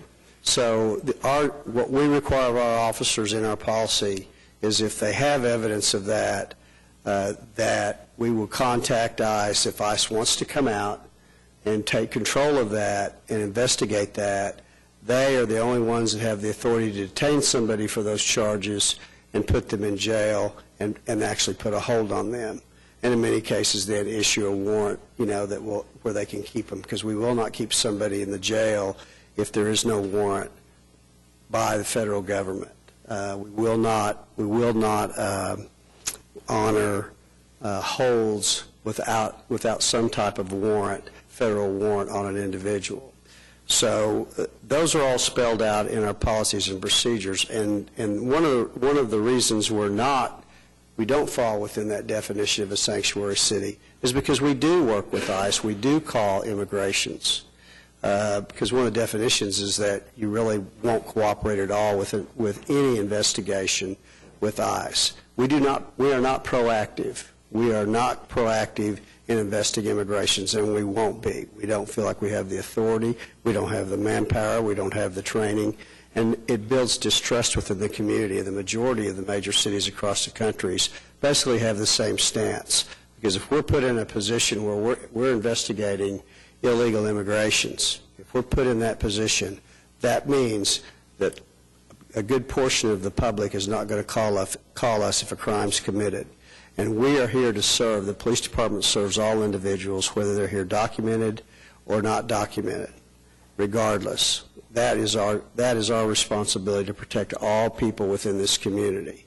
And we don't want to do anything that discourages them from calling us. We don't want to have somebody that's committed a rape or child abuse or something. They don't want to call us because their grandparents are there, they're undocumented, and they're afraid that we're going to come into their home and ask them. because our policy specifically states that we will not do that. We're there to investigate the crime. Unless there's some connection with that, that undocumented status is not relevant to what we do. And so we want to reassure the community that we will not do that, and we will not be proactive in investigating immigrations. That is a federal responsibility. We've always taken that position. So that being said, we do enforce the state law. We don't consider ourselves a sanctuary city because we do support all of our federal agencies regardless. I mean, that's our responsibility. It's always been my stance. That's our responsibility. We don't proactively work with ICE to investigate, but if they have to go out and on a warrant, if they have to search houses, if they have to search businesses, we will be on a standby status. We don't want to go in the house. We don't want the appearance in neighborhoods that we have uniforms pulling people out for being undocumented, because that spreads throughout the community. That spreads, and that creates that distrust and that appearance that we are actually enforcing immigration laws, and we're not. So, but we also care about the safety of the ICE officers. We transport for them. We are there to assist them. If there's a warrant, we will actually take them and we can book them into the county jail. We have an agreement with the county jail when we developed our policies that the county jail will ask if they're booked in, because the state law requires if they're booked in, if they've committed a felony, a DUI, or it's one of the harboring or transporting, investigations, that we have to try to determine whether or not they're here, whether they're documented or not. And that merely means contacting ICE and have them use their resources, their data systems and everything else to try to determine whether or not they're here legally or not. So, but that's done at the county jail. We do not do that. When they are booked in, if it's one of those crimes, a felony DUI, then it's the county's responsibility to try to determine whether or not they're here legally or not. And then it's their responsibility to call ICE. But nothing in our policy prohibits our officers from contacting them, and that's why we really don't fall within that category of a sanctuary city. I want to thank you for being an advocate for minority communities and disenfranchised. I think you've worked really hard over the years to establish trust with the Latino community. I think what Trump's doing is making it harder for you to reach that goal, and it's a setback. But can you talk about like a specific example, like domestic violence? Because we would always want someone to call the police. But there I've heard fear that if the police come and they investigate domestic violence and there's other family members in the house, they might start asking questions. Who are these different people? Ask for their papers. And so then that would be a deterrent to calling the police because you've got other people that might be asked about. Or I've heard that the police would just arrest everyone, that it's complicated, maybe there's a language barrier, maybe there isn't, and then both parties would be arrested and taken down to the county jail, and then it would just be sorted out there. Can you address those? Yeah, usually when we get, because we encourage, if there's, and we've had advocates contact us and with those saying, everybody was arrested. Well, usually what turns out is they don't know all the circumstances, because really by our policy, they have to be involved in some type of crime. And it could be interfering with an officer or process. It could be as simple as that. But usually in most of those cases, they just don't know all the circumstances pertaining to the arrests if a number of people were arrested. Plus, you also may have ICE involved where they do have federal warrants and they're unaware of that. So when we get those complaints like that, we will follow up to make sure that our officers are following policy and procedure, because we don't want them to proactively ask. We don't want them to go into a house. We get a domestic call and go into a house and then ask everybody in the house if they're documented or not, because that deters from people wanting to call. And the fear is real. I mean, all you had to do is go to the forum several weeks ago with U.S. Grant and talk to people that were there. The fear is very real. With the new administration, it was always a challenge anyway, and we've made a lot of headway. We think we've done a lot to build that understanding and trust within the community. It's still out there. You're still going to have some of that, but then when you have some of the issues that's occurring right now, then it builds. And some of it's realistic, some of it's not. But we have to still work at trying to assure them that, at this point, we're not immigration officers, and we're not going to do those investigations. But our procedures are specific to not asking those types of questions.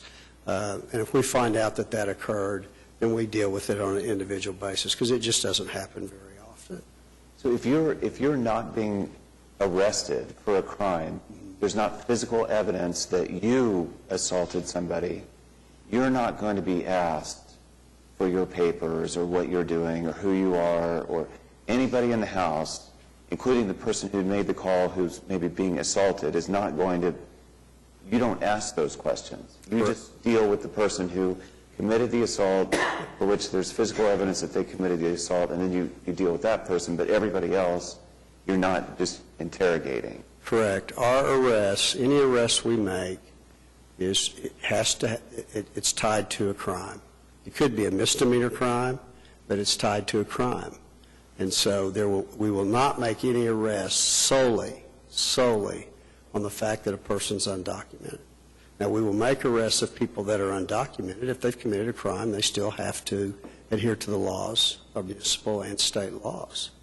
But nobody will be arrested merely for being undocumented unless there's some reason that officer feels like, this person may be undocumented. Or you may have somebody in the family that says, listen, so-and-so's undocumented. If something leads the officer, he's probably not going to ignore it. He may ask the question, but then we'll contact ICE and see if they want to come out and deal with that. We will not transport for them being undocumented, even if they say they are. That will be a decision that needs to be made, because that's a federal offense.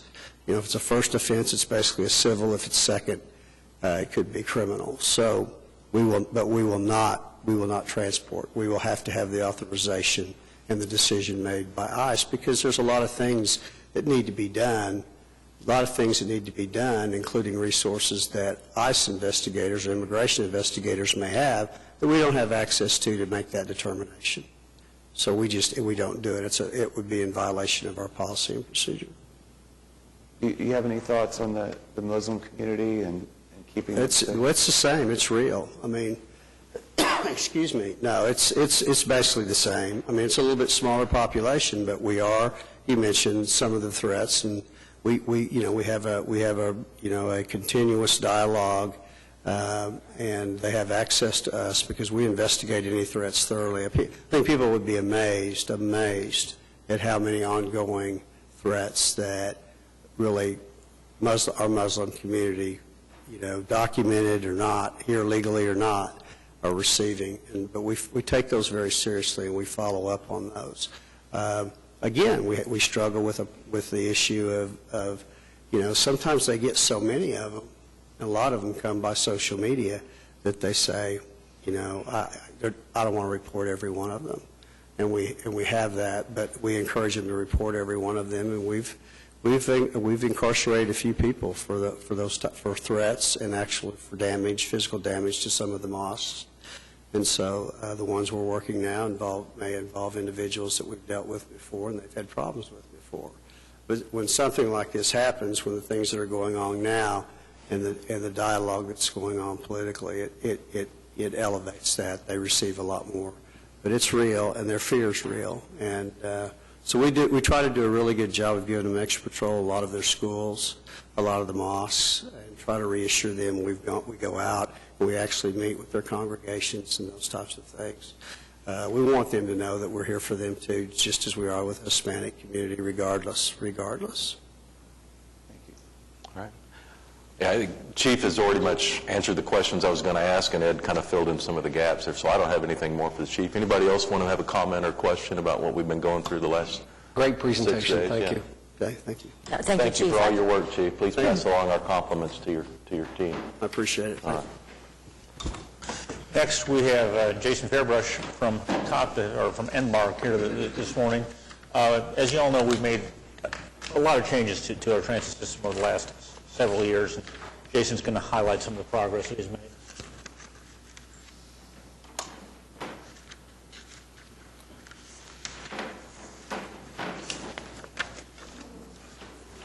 Okay, well, good morning, Mayor and Council, and thank you for the opportunity to provide a transit system update this morning. As we look at this year, in a year where we did not necessarily implement a lot of additional enhancements to our bus system, we as staff continue to work diligently to accomplish some of the goals outlined in our strategic business plan and continue to concentrate on providing high levels of service based on the improvements that we have made. So with that, one of the things we're focusing on in particular, again related to our strategic business plan, is our issue around community relations.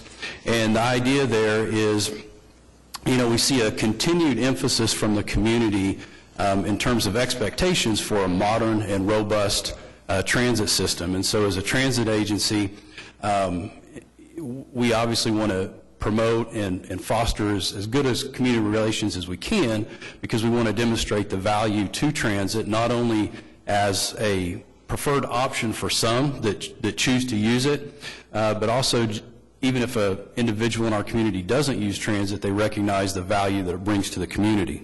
So with that, in thinking of fostering good community relations, we're really focusing on three areas: proactive engagement, responsible stewardship, and then continuing to deliver high levels of service. And so in the presentation this morning, what I would like to do is just share with you some of the things that we're doing in these areas and provide some examples of some different programs and projects that we currently have underway, again, in order to promote transit and demonstrate the value within our community. So first thing we'll take a look at is some of our engagement efforts. And really our engagement focuses on three areas. Obviously we want to be part of the community. We want to build engaging relationships with some of our community partners. Community partners range from businesses to nonprofits to even neighborhood associations. We certainly want to engage our partners in education, particularly public education. OCCC has always been a great partner of ours, strong supporter of transit, as well as some of the career techs within the community. We want to engage our community and show the health benefits that transit can provide, and I have some specific examples to show you in areas that we've been able to influence over the last year in terms of health. And then research and planning.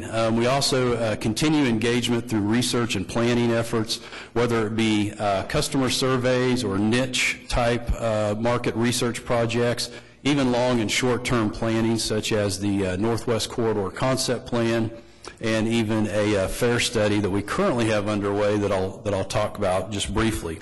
So on the next slide here, these are some examples of some engagement efforts that we've undergone within the last year. In the top left of your slide, you can see an Embark bus there as we participated in the Martin Luther King Day Parade that occurred January 16th. Top right is an image of Embark participating in another community outreach event, Open Streets. We've actually participated in 3 of those over the last few years. The bottom left is an image of some volunteers from Embark participating in the mayor's litter blitz. I believe that was late last summer. And then bottom right, an image of one of our bus operators and a couple of employees from Special Services participating in a food drive for area-wide agent agencies. So again, I share these pictures with you just to give you an idea of some of the things we're doing on a regular basis above and beyond just providing basic transportation. Again, all about engaging our community, demonstrating the value, and trying to be a good partner. So looking at education, obviously another form of engagement with our community, and I thought it might be an opportune time to talk about the Hall Pass program. As you know, the Hall Pass program has actually been available since September of 2015 to all middle and high school students within the Oklahoma City Public School District. The program that was adopted back in 2015 allows those students to receive unlimited bus rides for $10 a month, anywhere, anytime Embark bus service is operational.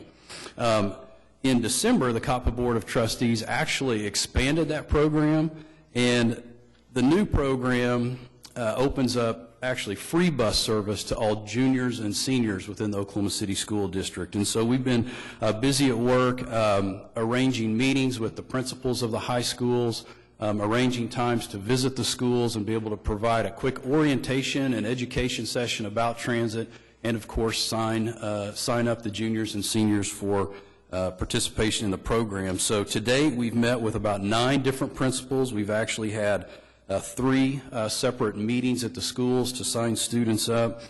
We've signed students up at Capitol Hill, Classen, SAS, and Star Spencer. And to date, we have about 231 students who have chose to sign up for the free hall pass program. And we expect that number to grow substantially as we work through meeting with the rest of the schools. And then as you can see there on the slide, this is actually an image from Capitol Hill. And then we had Representative Bennett there who put out some social media for us. So we're certainly appreciative of that. Looking at the next slide here, this is some of the engagement we've done in terms of health and wellness within our community. And I'm pleased to report that Embark is now a tobacco-free transit system. And following the city ordinance adopted back in December of 2015, we've transitioned all of our facilities. Of course, our vehicles have always been smoke-free, but all of our facilities, the entire transit system, is tobacco and vape-free. We join, obviously, other municipalities, but also other transit systems, specifically the Dallas Transit System to our south, Tulsa within our state, are also smoke-free. So we're glad to be joining that group. And we really believe that although this policy, could be inconvenient for some, it really does support our overall goals of improving air quality. It does help us to be able to maintain cleaner facilities, and we believe it will improve the overall experience for the customer. And so what you see on the slide there is actually a tobacco-free health fair that we held in July of this last year. And when we implemented this program, again, we put the notices out to our customer base that the tobacco-free policy was coming. We got the cooperation of TSET to come and actually set up the health fair and try to direct people towards smoking cessation programs and assistance if they needed it, and then ultimately implemented the policy in August. But again, with the idea of engaging our community, we didn't just put the rule in place, but we really wanted to provide tools and resources for people that wanted to choose to quit using tobacco. So in the areas of research, engaging our community through research, as you know, we do customer satisfaction surveys on an annual basis. We also do some market research, and I'll share with you some results from a niche survey that we did. And then again, we continue our planning efforts, particularly long-term and short-term planning. And we're going to look at one of our fair studies as part of an example of some of the planning that we've been doing. So in our customer survey, and I know that Chris Tatham with ETC was here and shared with you a lot of the results from that survey, but just as a recap and a reminder, our current rider profile, you can see that most of the customers of our system are transit dependent. Over half of the riders use our service to get to work. They are employed. And then just under half of the customers of the transit system make multiple transfers to get to their final destination. And so even, despite the fact that multiple transfers often have to occur, our satisfaction levels, we believe, are pretty good at about 69% of respondents rating the quality of Embark service overall as either good or excellent. And then here's an example of some of that niche survey work that we've done. This is a recent commuter survey we did for downtown commuters, and I'll share some of the results with you here. You can see that based on about 700 responses within the downtown commuter community, up to about 57% of the respondents indicated their commute was up to 45 minutes. 64% acknowledged that they made no stops to and from work. About 90% of the commuters traveled alone, and most, about 68%, arrived at work between 7 and 9 a.m. So why is this important? It's important as we begin developing our messaging and trying to promote transit to new users that, one of the things we wanted to understand was what was the downtown commuter dynamic, because really downtown is probably the best served area in the city for transit when you think about all of the bus routes pulsing at the downtown transit center. So as we begin educating the community and we hear things that like, well, the bus takes me too long to get where I need to go, or takes me too long to get to work. We know some commuters now take up to 45 minutes, many in the 30-minute range. We often hear that, well, the bus doesn't give me the flexibility that I need because I'm making stops to and from work, I'm having to run errands, when in fact most people, when they commute to downtown, you can see they'll just get in their car, drive to work, and go home. Traveling alone, 90% traveling alone, that's important to us because it continues to position transit as a value. In other words, individuals can generally save money by taking transit, commuting to work. And then, again, often hearing, well, I don't know if the bus really runs at the times that I need it. With 68% of the respondents arriving between 7 and 9 a.m., that's, one of our busiest times. That's our peak service area. So we certainly wouldn't have any issues providing service at those times. So we'll continue to take this information and work it into our communication plan moving forward. Next slide I have here shows engagement through planning, and this is a project I wanted to talk about just quickly, and this is a fare study that we just recently kicked off. In fact, in October of 2016, the COTPA Board of Trustees authorized negotiations and approved a contract with 4Nines Group to conduct a fare study for the Embark transit system. And you can see on the slide there the different pieces of the fare policy, but basically what this consultant is going to help us do is they're going to take a look at our current fare structure.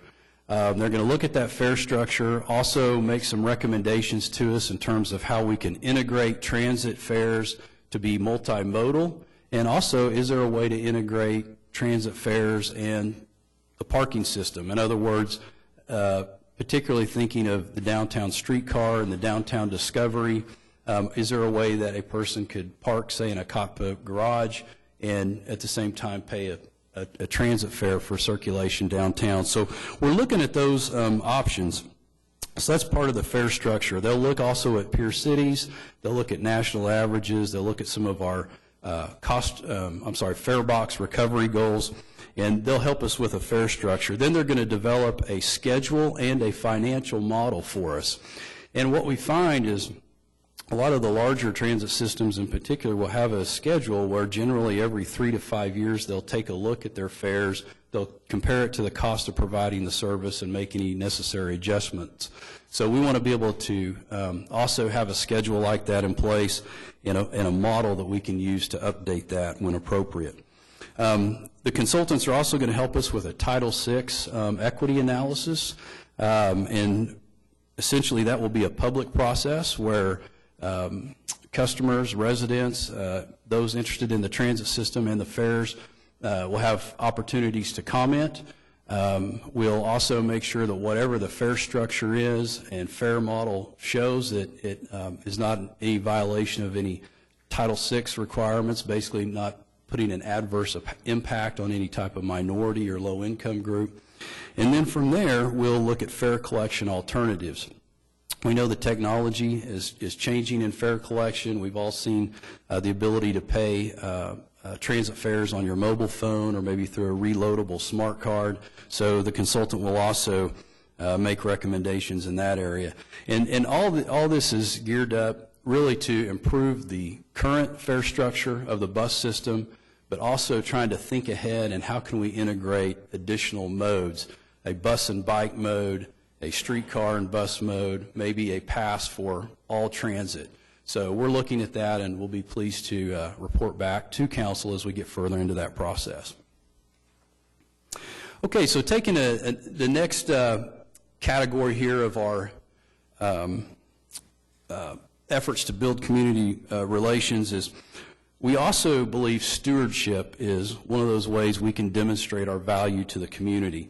Being good stewards in the areas of our resources and assets, being good stewards of the environment, and of course ensuring fiscal responsibility. And so I just want to touch on those items real quick and show you some examples of what we've been doing in those areas. So this next slide takes a look at some improvements we've made to transit stops. And the reason I wanted to highlight these this morning is these are all examples of projects where we've been able to partner with other organizations or other city departments to improve pedestrian connections, improve bus stops, but not necessarily all be on the resources of the transit agency. So I'll explain. In the top left, you'll see a new bus shelter at 10th and Western, and you'll notice the Classen 10-pin neighborhood logo on that bus shelter. Again, this was a joint project between the neighborhood and Embark, where the neighborhood actually approached us and said, hey, we'd like to have a bus shelter in our neighborhood, can you help? They coordinated with the planning department, who administer different neighborhood grant funds. So in essence, the neighborhood received a grant to buy the shelter.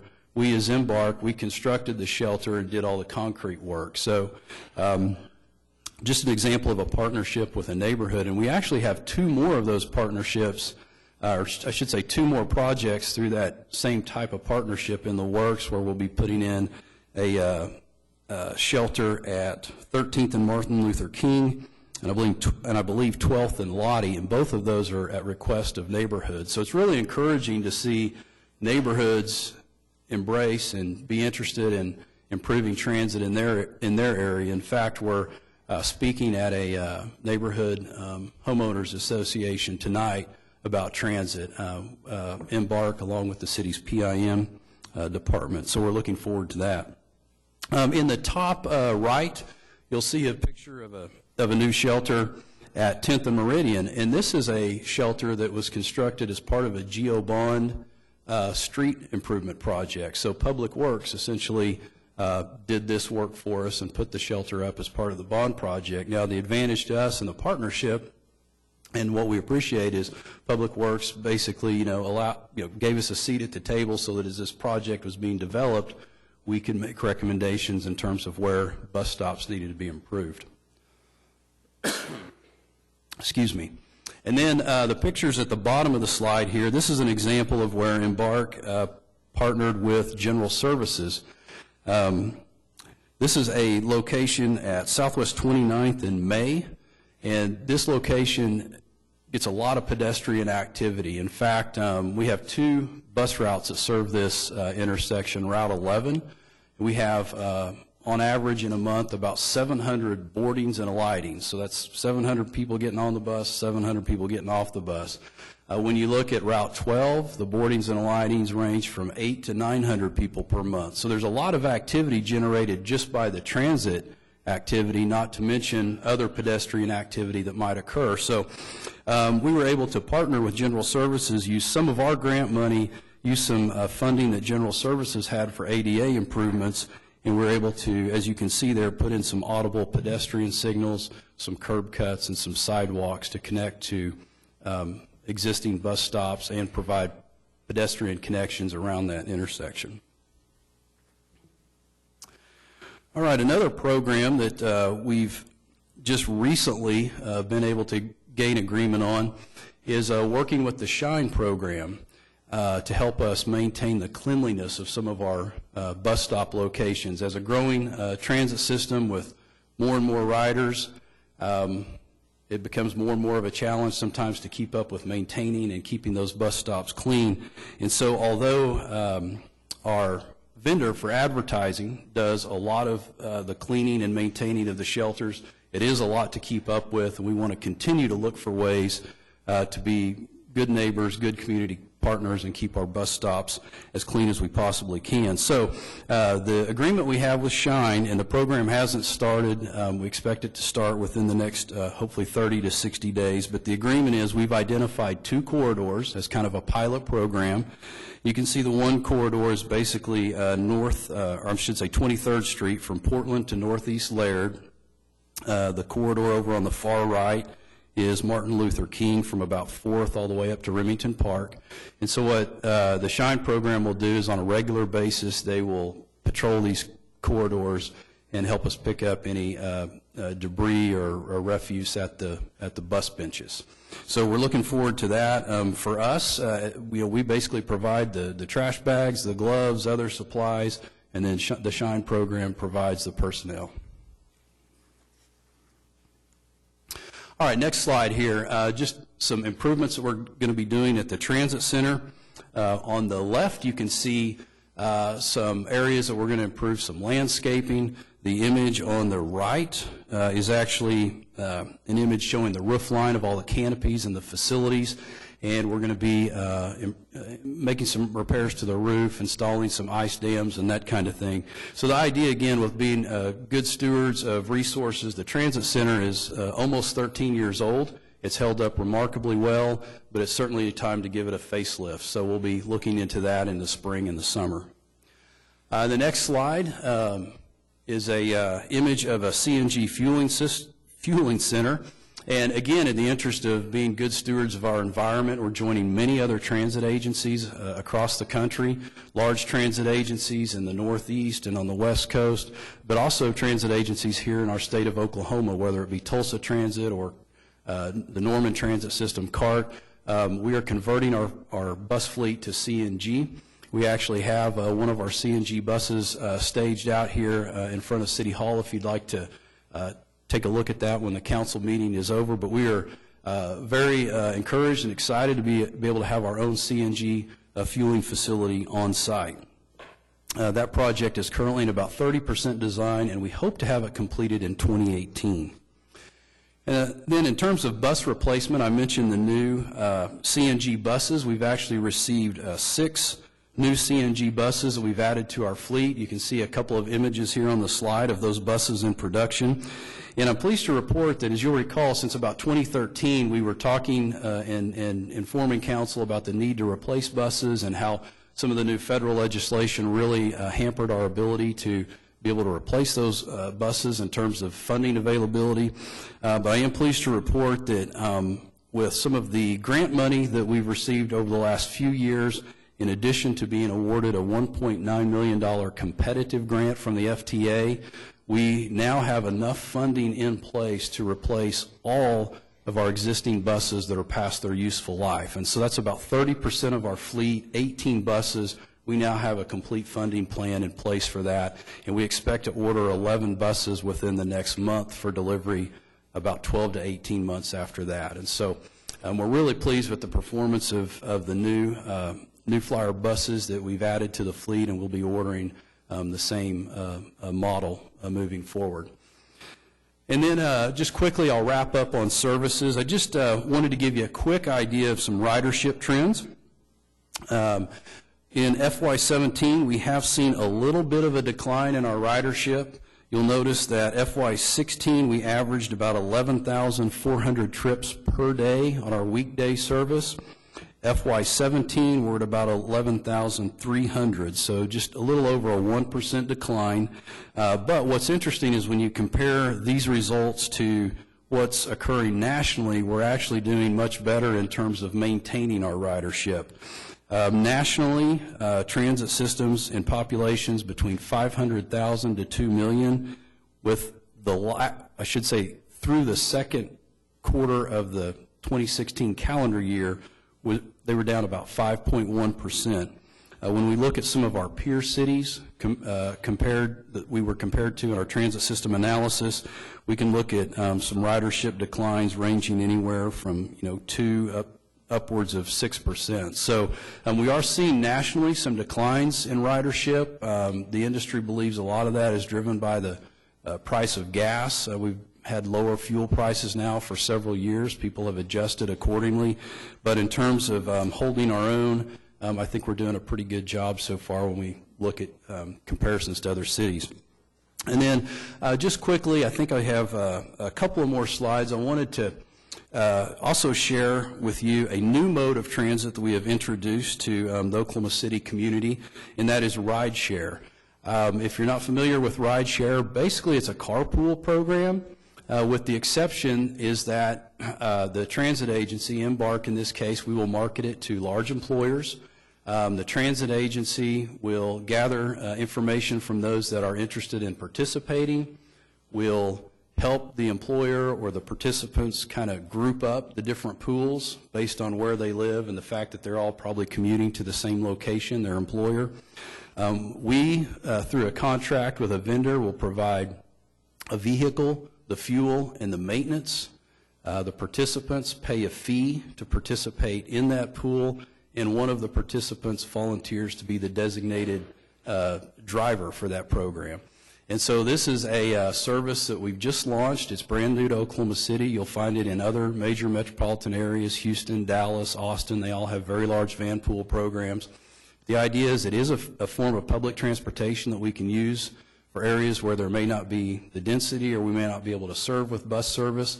It's also public transportation that maybe someone that doesn't use the bus, they choose to use the van pool program. And the benefit to the transit agency is that it's all counted as revenue miles. So that impacts our formula funding, which then means we will eventually have more funding to support bus service and other services that we provide. So right now we have one pool in progress. We're working with the Boeing company on that. And we've also had some discussions with Tinker Air Force Base and the FAA. So we're looking at broadening and expanding that program as we move forward. And then finishing up, just looking at a timeline for the Oklahoma City streetcar, and I know you're pretty familiar with this, but just as a recap, we know we have the groundbreaking for the main line next week. We're expecting the first streetcar to be delivered in June. Maintenance facility completed in October. We'll be actually doing some testing, some initial testing of the vehicles later this calendar year, amazingly enough, and then service launched at the end of 2018. So with that, I'll be glad to answer any questions. You talked about some additional funding that you received through grants to help us grow the fleet. What was the dollar figure on that? I didn't hear you. Yeah, it was a $1.9 million, which with the local match will help us purchase 6 buses. Is that something we can count on annually? No, actually, we probably can't. It was a very competitive FTA grant program. In fact, they had in the neighborhoods of about $213 million to award.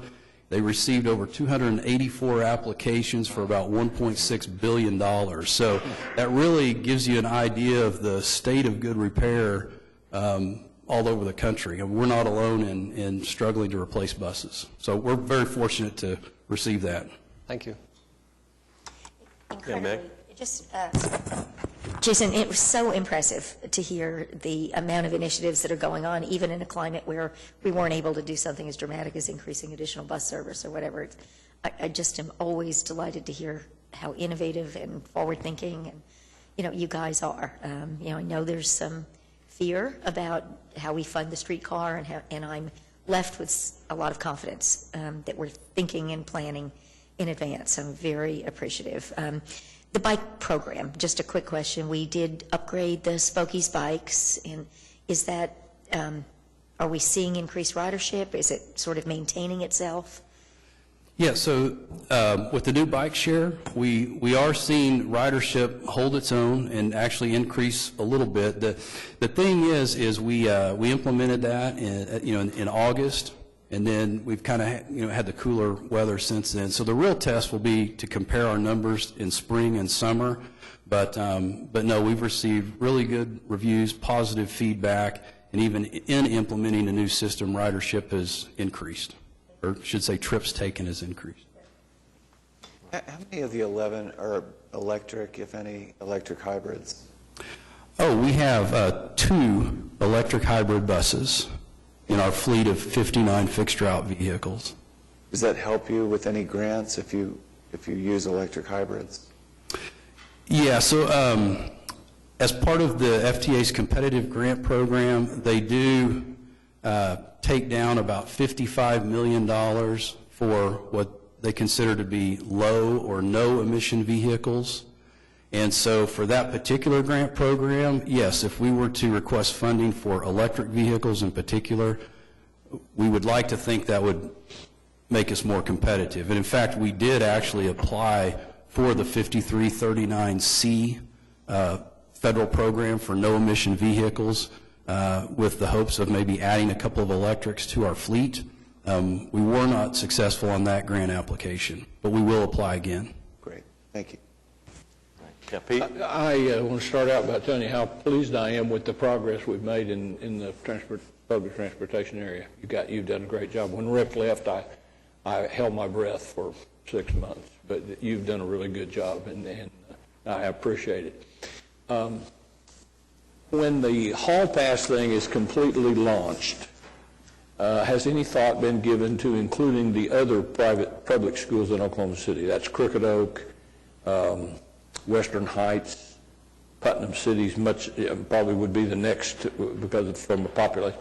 Although both Western Heights and Crooked Oak are single high schools, so that it'd be easier to implement it there. Has any thought been given to expand it beyond where it is now? Yeah, staff has had some discussions on that very topic, and again, kind of seeing how this pilot program is going to go, we'll be able to brief the COTPA trustees with the thought of if it's successful, then we would open up the discussion of, okay, well, does it make sense to just have the program in place for the entire service area? Because there will be a few more schools that we could roll into it. Well, all three of those are very much in our service area. So I'll put that bug in your ear so it'll be there a year from now when I'm not here to say it. Okay. All right. Jason, thank you. Thank you. Just also want to follow up. We have the sales and use tax report for January. Was not good. The month we were 3.5% below last year, and we're 4% below for the year to date for the 7 months. And we'll be talking more about this at next week's financial workshops. That's all I have, sir. All right. Citizens to be heard. We have some people that have asked to come before the council and speak. I'll ask them to please keep their comments to 3 minutes or less. W.J. Hawes? No. All right. James Glenn? No. Morning, Council. I do have some handouts if I can get them up to you guys. Okay. Yeah, sure. James, go ahead.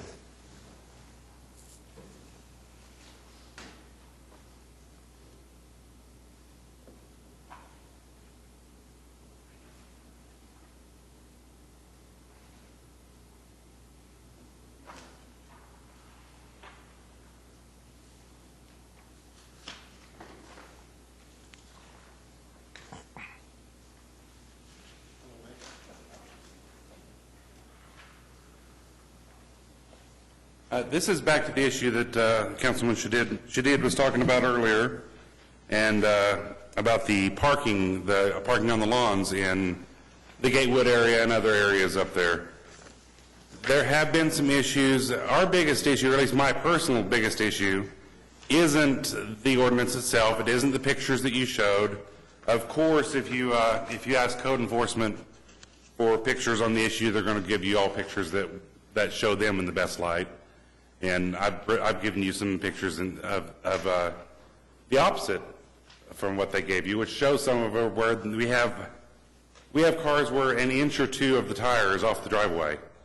And I personally am not really asking for necessarily that they give warnings to everyone, although with all due respect to Mr. Shadid, it's a big difference between a shed and a backyard and knocking on a door and asking them to move their car over 4 inches. I think there's a pretty drastic difference there. What we're asking for really is that some of these violations shouldn't be violations. I think a lot of that is due to ambiguity in the statute itself. It doesn't really define what constitutes a violation of 10250.8B1. I feel that it should be something, I don't know exactly how to word it, and that's not really what I do, but I feel it should be worded in there, added in there somehow, that at least the entirety of some tires need to be off the concrete. I mean, if it's just hanging off the edge, or I even heard of one anecdotally where they have a dually that one tire was hanging over the edge of the driveway, but the driveway is above the grade of the grass, so it wasn't actually touching grass. It was hanging in the air over grass, and they got a fine for $100. So that's pretty much it. We're just wanting some code enforcement to maybe take a step back, think about this a little more logically and with a little more compassion. All right, thanks for coming down. W.J. Harris?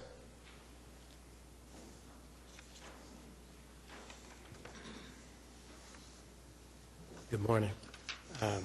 My concerns are somewhat along the same line, and I appreciate Mr. Deed having somewhat of an objective outlook and seeing that possibly something needs to be done in that area.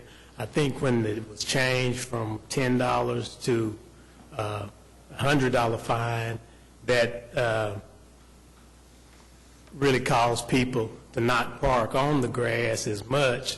Therefore, for whatever reason, I believe code enforcement is now being overzealous and in some instances possibly abusing authority.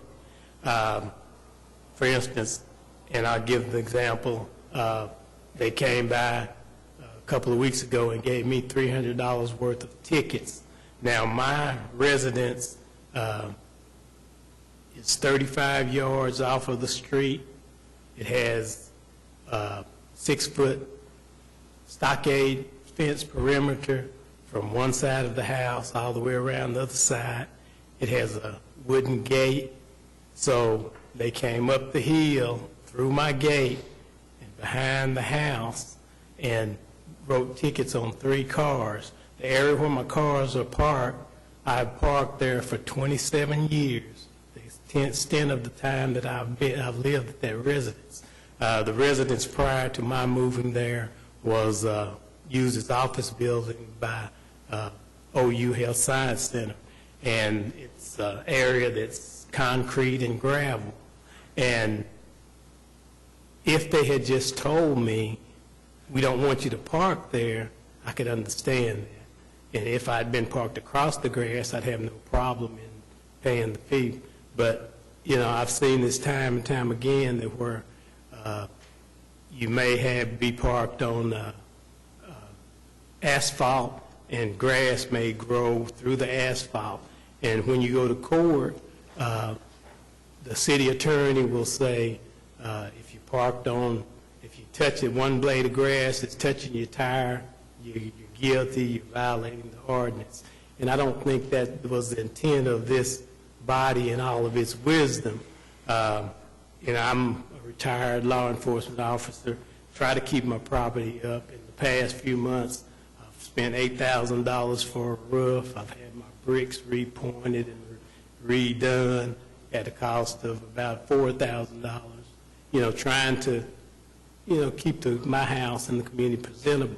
And then I get a lot of code enforcement come by and give me $300 worth of tickets, and, you know, on a retirement income and what little I do make and trying to pay my bills, you know, it's just not fair. And I know that there are individuals who are probably even in worse situations than I am as far as trying to pay. So I called, there was someone here that said something about talking with someone and they could possibly do something. I called my councilman, and I got a miss, I believe her name was Debbie Martin, and she stated that she would talk with the code enforcement officers, which she did, and also said she would leave a message with my councilman, and I can't help but believe her. And it's been 2 weeks approximately, and I haven't heard from, I believe, Charles Locke or someone named Davidson or my councilman.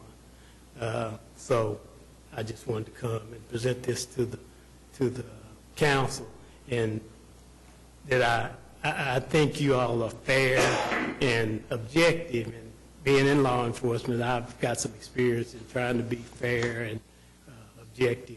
So I would Why don't just- we have Charles talk to you outside? Charles is in the room today, and maybe we can get you some answers. Okay, and the only thing is, you know, they waited so long that I had to go ahead and go to arraignment. So, you know, that's a done deal. And once you go to court, you have to pay $35 additional if you want to fight it. And then when you go to court, I'd like to see the last time that the judge went against the city attorney.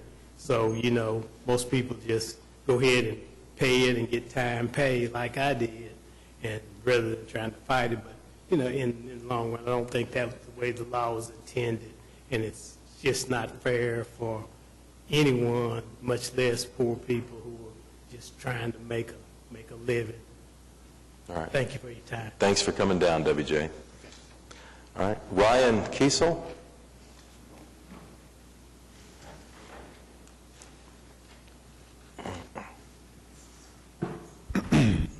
Thank you, Mayor and members of the council. Good morning. I want to start off by saying I'm Ryan Kiesel. I'm the Executive Director at the ACLU of Oklahoma. I'm also an Oklahoma City resident at 2649 Northwest 25th Street in the Cleveland neighborhood. We find ourselves nationally in a moment of great consequence, and much of the turmoil that we're realizing at the national level will and has already begun to play itself out in the towns and cities across our nation, and Oklahoma City is no exception. I am deeply, deeply grateful on behalf of Oklahoma's Muslim community, which are strong allies of the American Civil Liberties Union, and we're certainly allies of theirs in their fight for continued religious liberty. I'm deeply appreciative of the comments by Councilman White and Councilman Shadid in recognizing the notable contributions that they make to Oklahoma City, and the fact that Chief City, in his remarks, recognized that the fear that the Muslim community in Oklahoma City is feeling right now, largely as a result of the tone set by President Trump, is a very real fear, and it's manifested itself in threats to their very lives, and not only at their offices, but at their homes and to their families. I'm also deeply appreciative to hear Chief City, and this is the primary reason I'm here to speak with you this morning, in recognizing that conscripting local law enforcement operations for the purposes of enforcing federal immigration law fosters an attitude and an environment of distrust between the police and the communities that they serve.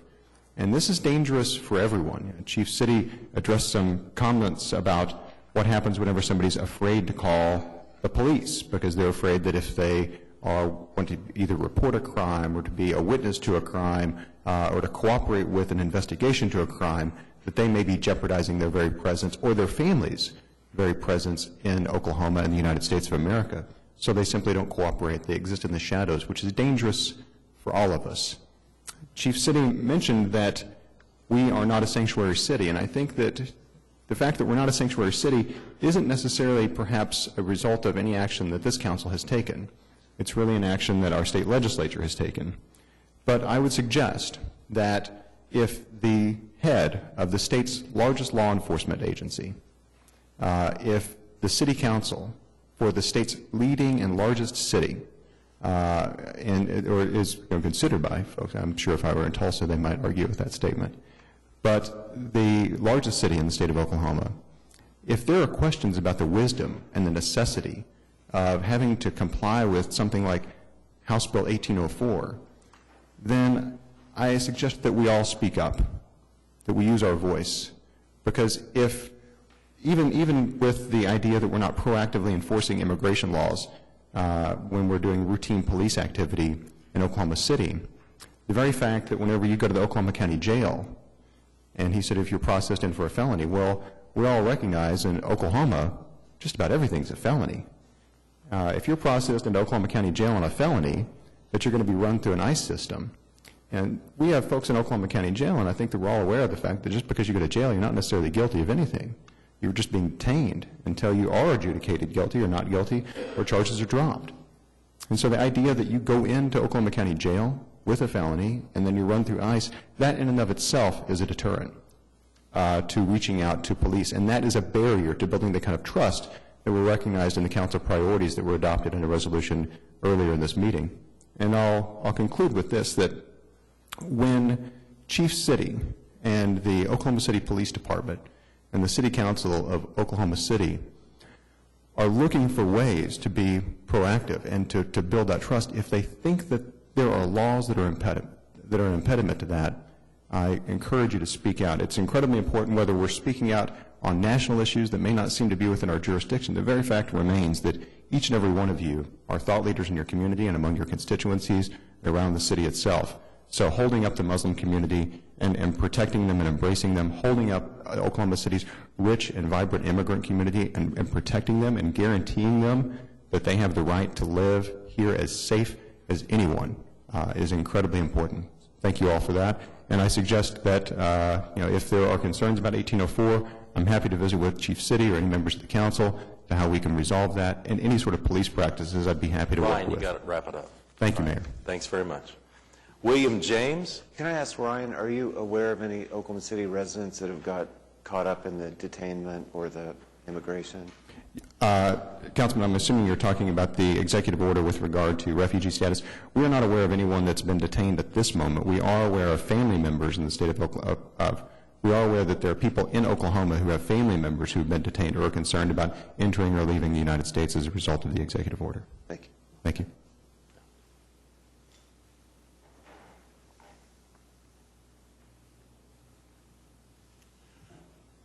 Good morning, Mr. Mayor, and good morning to the council. Mr. Mayor, we will need your name and address for the record.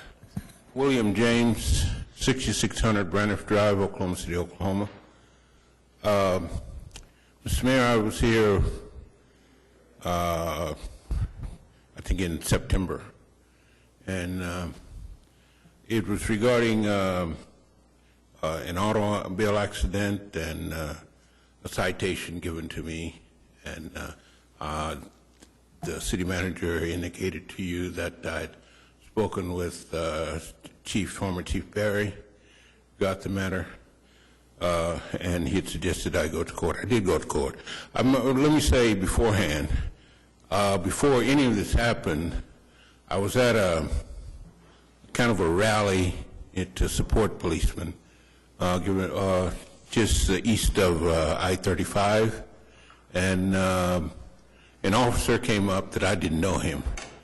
He had heard me talking, and he reviewed the citation and the collision report. And he asked me questions. He was very thorough.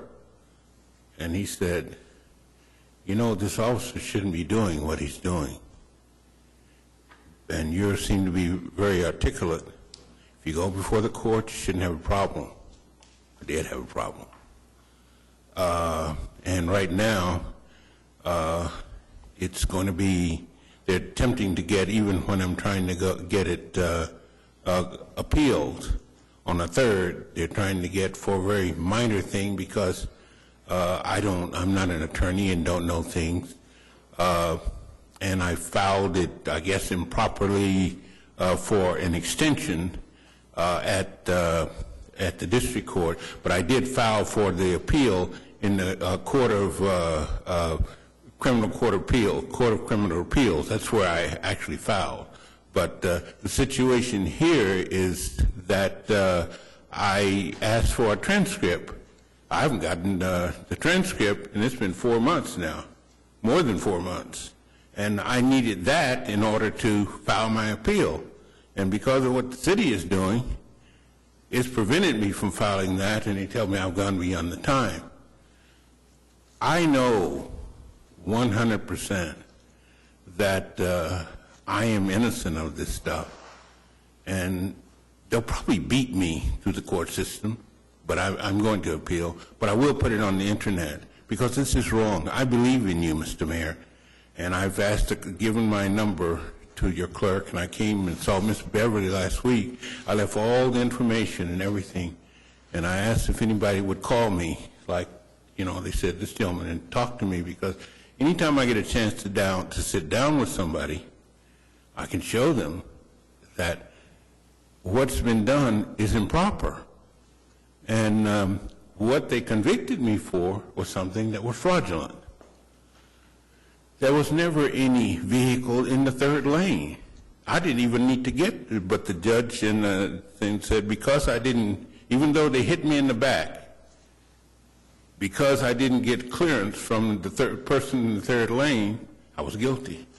But there was no one in the third. Even the person that hit me indicated they came down the middle. But the thing is to protect the city and to get a conviction rather than justice. I don't think that's you, Mr. Mayor, and probably from what I heard this morning about this council, and them speak about other things, I don't think it's this council. I think these people are for doing things in the proper way. So I've left my number and whatever. If any of you got time, if you believe and show me where I'm wrong, you won't hear from me. Nothing will be on the internet. But if you don't otherwise, it's going to be there. Because, and I'm a good citizen, and I don't hold, in fact, I admire the police. I was even tarred and feathered when I was 4 years old in the city, but I don't hate. I'm an ordained priest for more than 30 years. I worked with the former late, when he was governor, advised Mr. Reagan for a year. I was national, this and that. I'm a good citizen, and I could have paid $175 and been finished, but I asked for assistance. I'm retired. Under the Sixth Amendment, you're supposed to, because I had the potential of going to jail, provide me with legal assistance. It wasn't gotten, and I've been trying to get it.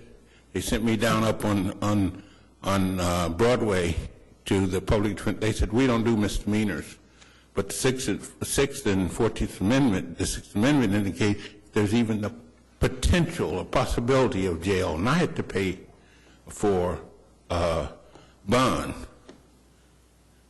I'm entitled to legal counsel. Okay. Mr. James, thank you for coming down. Kate Strum. All right, we have executive session. We'll be back.